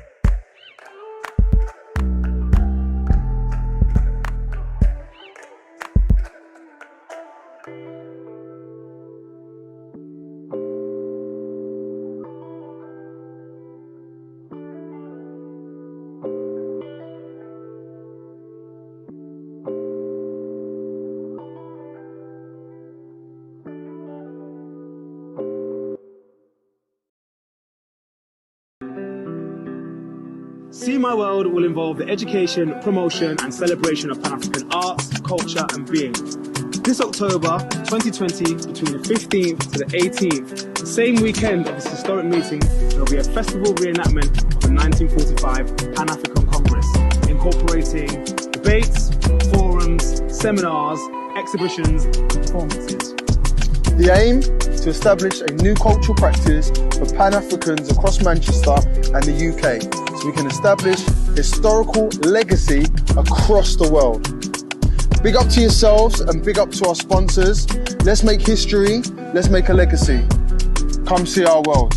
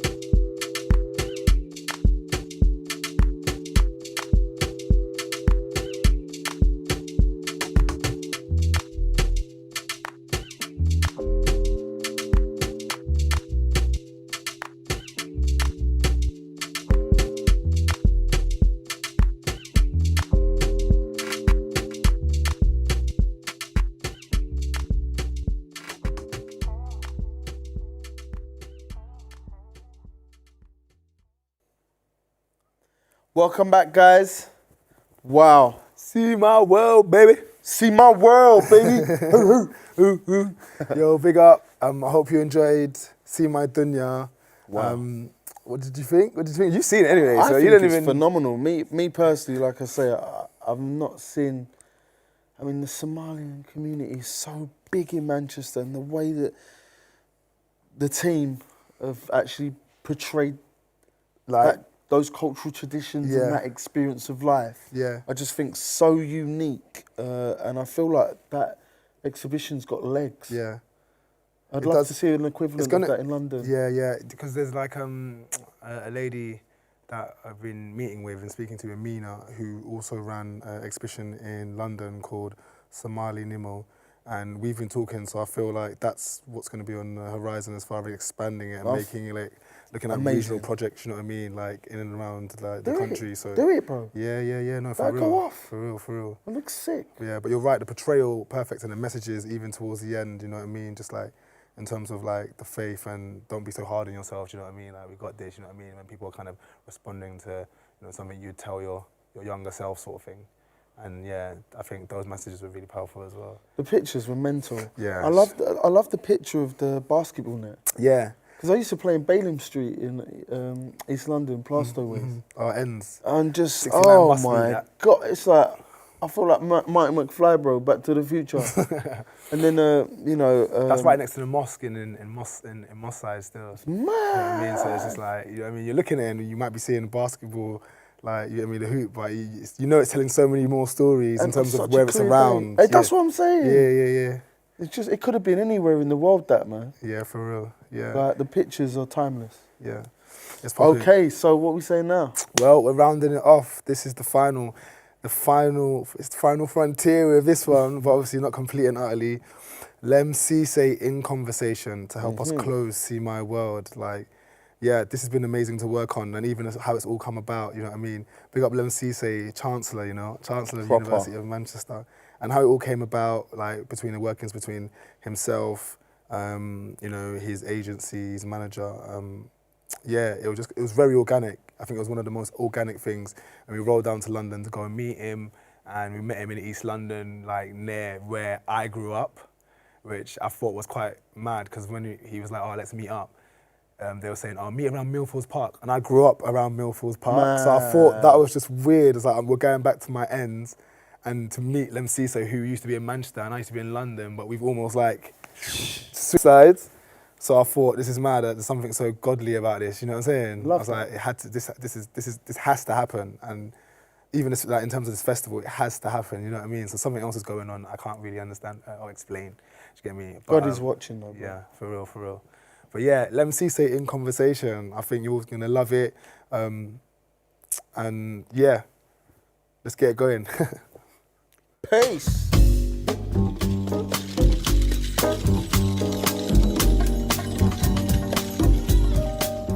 My name is Lem Cisse. I am Chancellor at the University of Manchester. I'm a playwright, I'm a poet, and a broadcaster, and a proud citizen of Manchester. Well, I've been at home for more time than ever in my adult life, because normally I would be travelling somewhere in the country or somewhere in the world to read on stage. Throughout the pandemic, I've been at home. Home for me is in 3 places: Addis Ababa, Manchester and London. And presently I'm in London. So yeah, it's been okay. We're all working through this as best as we can. I moved to London for love. My partner lived in Hackney, and she was from Manchester. And it's really important for me that somebody who grows in Manchester can take what they've learned to anywhere in the world, which is why you see the Mancunian influence all over the world. I don't believe that we should all be at home, you know, in our houses looking through the window at the rest of the world. Wherever you travel to, with whatever you have learned, you take the experience of where you are from with you. You don't leave it behind. When I came to Hume, I had lived in Lancashire. Like a lot of Manchester, it's made up of people who lived outside of it, and then who came to it, and then who were electrified by its energy, by its presence, and by its force, its magnetic force. I came to Hume in the 1980s, and it was a place where everybody was making things, whether they were artworks, sculpture, whether it was performances, comedy, poetry. We were marching, passionate. We were together, yet we were confused. You know, all of those elements came together in Hume. Wherever I am, I take Manchester with me. So presently I'm based in London, but I'm in Manchester, or normally in Manchester, once every week. I kind of don't feel like I have left. I have a relationship with Manchester which is consistent. It is part of my heartbeat. Well, I guess my first job was before I came to Manchester in Lancashire. I was a gutter cleaner, and that was 17 and a half to 18 years of age. And then I came to Manchester and I became, at 19, I was a literature development worker at a place called Common Word. I was an Asian, African and Afro-Caribbean literature development worker. That was the beginning of everything really. That was the beginning of Identity, which came from the Moss Side Writers Workshop, which became the Black Writers Workshop, which became Identity Writers Workshop. We then employed a black women's development worker. That was Sue Andy. That was the beginning of Sue Andy's career in literature. Cheryl Martin, John Lyons, Peter Kalu. You know, so the culture word is the root of a lot of the black writing that is happening in Manchester today, I'm proud to say. My first reading was in Moss Side and I was 17 and a half, and it was at the Abyssindi Co-op supporting a group of Pan-Africanists called African Dawn. They did sort of poetry and music. And then my second reading was at Moss Side Library, and everything unfolded from those two readings. That's the mid-1980s, when Manchester is doing its Oasis-ridden swagger. But the black people of Manchester had a very different story, the one that the rest of the world came to know as the Mancunian kind of hacienda story. Abyssindi Co-op is a black women's cooperative of kind of radical thinking. It was inside an old church, an old sort of abandoned church. It's a magical place, man. Full of really brilliant women. Abina, who still sings in Manchester. Adele Jones, who is a top worker with women, young women and abuse victims, and various others. Well, I found out my name was Lem Cisse when I was 17 and a half. And I immediately kind of identified with somewhere that I'd never been, but that was an important part of me, Ethiopia. And my mother and my father, and taking my name meant I should try to find them. Really, you're trying to find yourself. When I think of Ethiopia, this is my country. I mean, England is my country. Ethiopia is also my country. What thoughts come to mind? Pride. I just love it. Like, it is my ambition to have an international literature festival in Addis Ababa. I will make that happen. I go to Ethiopia about twice a year. I speak to somebody from Ethiopia every day. I'm loved in Ethiopia. And I'm just as we speak, interestingly for me, applying for my yellow card, which is basically my Ethiopian citizenship. I mean, I love Ethiopia like I love Manchester. It gives me so much and has given me so much. It is a part of my identity. It is a part of my DNA. The name that I was called illegally as a child, not the name on my birth certificate, is Norman. Norman means man of the north. Lemen, my name in Ethiopia, means the question why. People are often asking us, you know, choose where you're from, name your identity. And it's like, no, my identity is in many places, but it's one person. It was a beautiful experience of coming home, going to Ethiopia for the first time when I was 29. But here's the deal. With any African country that you're related to in any way, you can't go back once. You have to go back again and again and again and again until it feels natural to be there. Until you no longer feel like an alien visitor. Because you do when you first go, you feel like an alien visitor. You say the wrong thing, you eat food in the wrong way, you've got to make mistakes.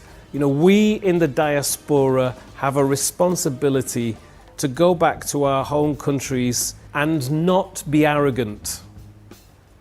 You know, there's a lot of kind of people who come to the West and then they go back to Africa and they take a certain arrogance, take a certain, like, we know how to run your country better than you do, and we don't. We know more about Africa than you do, and we don't. You know, Africa is not and our countries, they're not abstract concepts.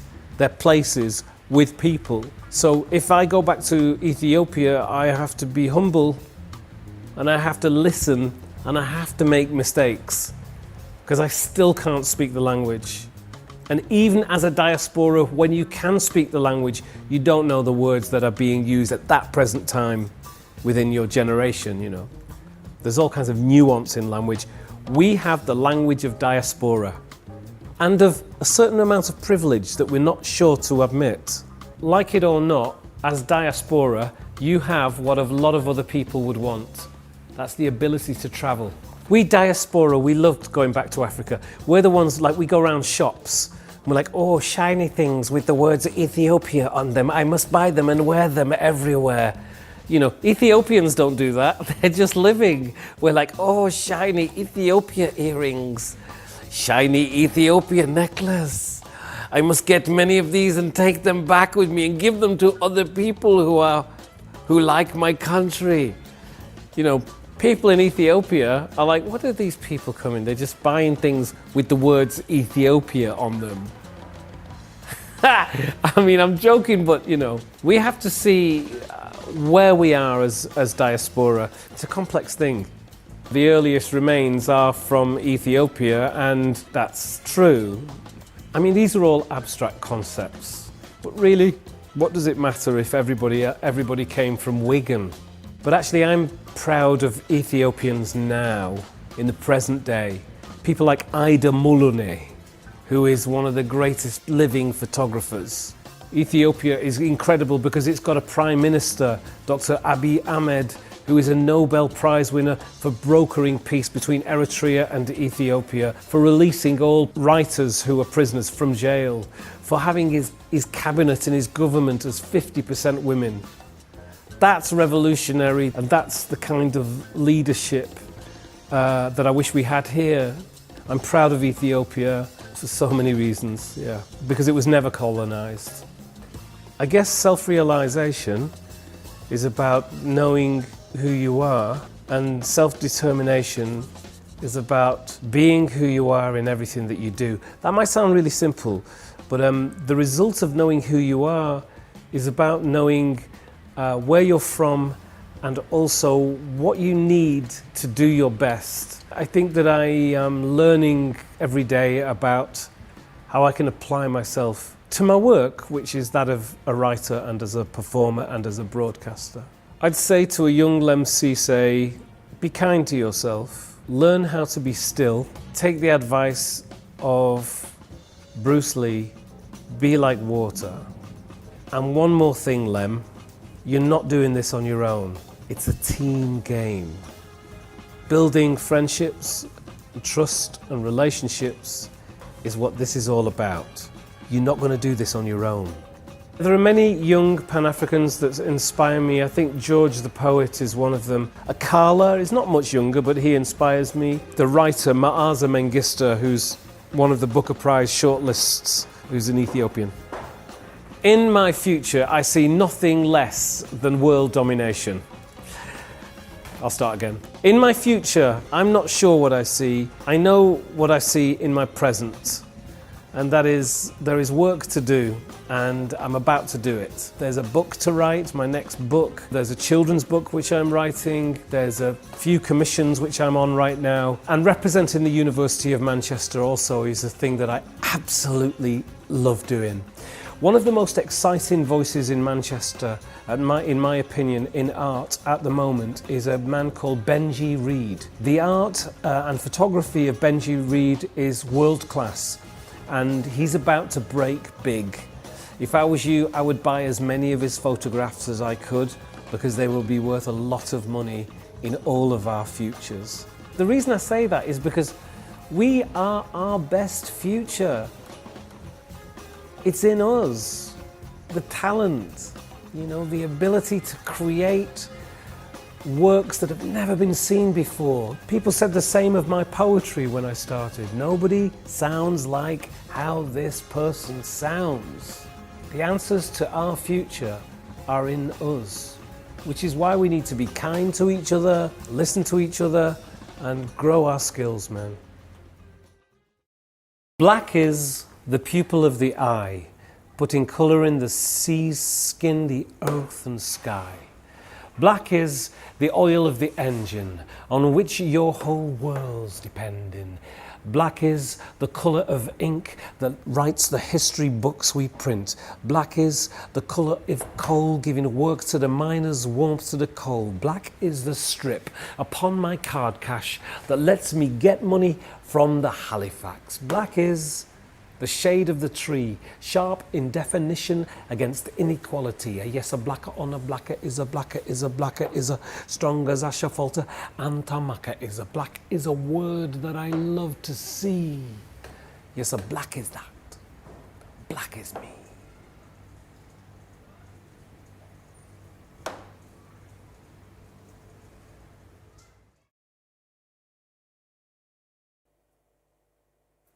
Welcome back. Welcome back. Well, that was quite phenomenal, to be fair. Inspirational, man. Lem Cisse, what a person. You know what I mean? What a guy. What a guy. What a G. What a G. Do you know what I mean? Everything about him. There's so much you can take away from what he was talking about. Do you know what I mean? I loved all of it, honestly. Like, I've personally, since the filming of it and the editing of it, I've watched it probably about 3-4 times already. And Yourself? each time, yeah, myself. And each time I've just gone, yep. You know what I mean? The boy from Wigan. The guy, you know what I'm saying? The boy from Wigan. His name is Y. My name is Y. Do you know what I mean? Because his name Lem means Y. Yeah, it's mad. Mad, isn't it? And this is a guy who's Chancellor of Russell Group University as top 10 in the UK, and the students voted him in. Yeah. So yeah, thank you for sharing, Lem, and obviously just being available. You know what I mean? He's a busy guy, you know. Real busy guy, and he met us up. So, big up. Big up, Lem, man. Big up to yourself and the team that filmed it. Yeah. Blackstone Visuals. Blackstone Visuals, AIM Productions. AIM Productions. Yeah. Big up yourself, for Big real. up. Yeah, and I think that was the perfect way to end the festival with Lem Cisse, to be honest. I think it was the perfect way. He highlighted, actually there was like segues in there, because he was even talking about, because he's someone that definitely inspires me, but he was talking about like people inspired him, and he mentioned Akala within there, and that was, it's almost like we started the festival with Akala. Do you know what I mean? And Hakim Adi. Yeah. And so it's mad to hear, you know what I mean, someone else referencing like adult people Close the that cycle. way. Yeah, exactly. So yeah, you know what I mean, it's been special. See my world. Well, it's been a bit mad, you know, bro. It has.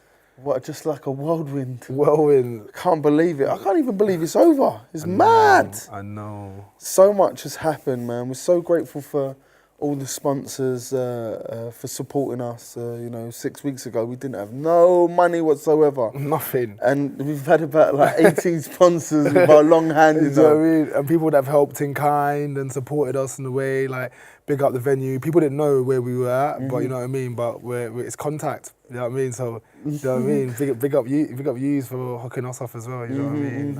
And yeah, big up all our sponsors. Big up the studio team. We've got Sajita on the live stream. Yeah. We've got Jimmy on the sounds. Jimmy. We've got Steve on the camera. We've got Lauren in there doing some work. Yeah. Big up to Courtney and Natalie on the social media. Big up yourself. Could have never have done this today without you guys. Just big up our whole team, like everyone that's been part of this process, everyone that's believed in what we've been trying to do to get to this point, like, because there's been so many different obstacles, you know what I mean? There's been so many different ones, and we've overcome, and it's because of the people that have helped us, the artists, the influencers, the social purveyors, you know what I mean, the academics, you know what I mean, the activists, and, you know, just everyone that's just been involved, man. We salute you, we thank you for giving us the time of day and helping us bring See My World to reality. So we've got an entrepreneurship scheme that's happening over a 5-month period that was starting in November. If you want to hear more about that, follow us at Big PPL Community on Instagram and See My World Fest. Contact us as well on bigpeoplecommunity@gmail.com if you want to get involved. There's lots in store for that, really, and I'm so glad that we've got a sustainable project that's going to be coming off at the back of this. We'll also be writing a manifesto. Yes, we will. And we'll post that out on our social media with some resolutions as to what has come out of the 4-day festival to support us to move forward over the next year or so. Yeah. So just big up to yourselves. Thank you so much. It's just been such an amazing process, and I wish it didn't even have to end, to be fair, I'm not gonna lie. Yeah. But you know, these things, you know what I mean, come back stronger, innit? Come back stronger. Yeah, so thank you again. Thank you to all of you at home as well for watching. You see this thing right here? I don't know if you can clock it, but right behind us, we had the picture of all of the individuals that attended the Pan-African Congress in 1945, and you know, we've literally been sat underneath them this whole time. We've been here, do you know what I mean? And this is what this is part of as well. So do you know what I mean? Like, it's power. So God bless all those people that put on the Congress in 1945. We salute you. We're grateful for you. And God willing, we can pick up the torch from where you left off. Ameen, ameen, ameen, ameen, ameen. But yes, see my world. See my world, baby. We came, we saw, we conquered. We love it. And now we're signing out. Love you, love you. Peace, peace, peace, peace, peace.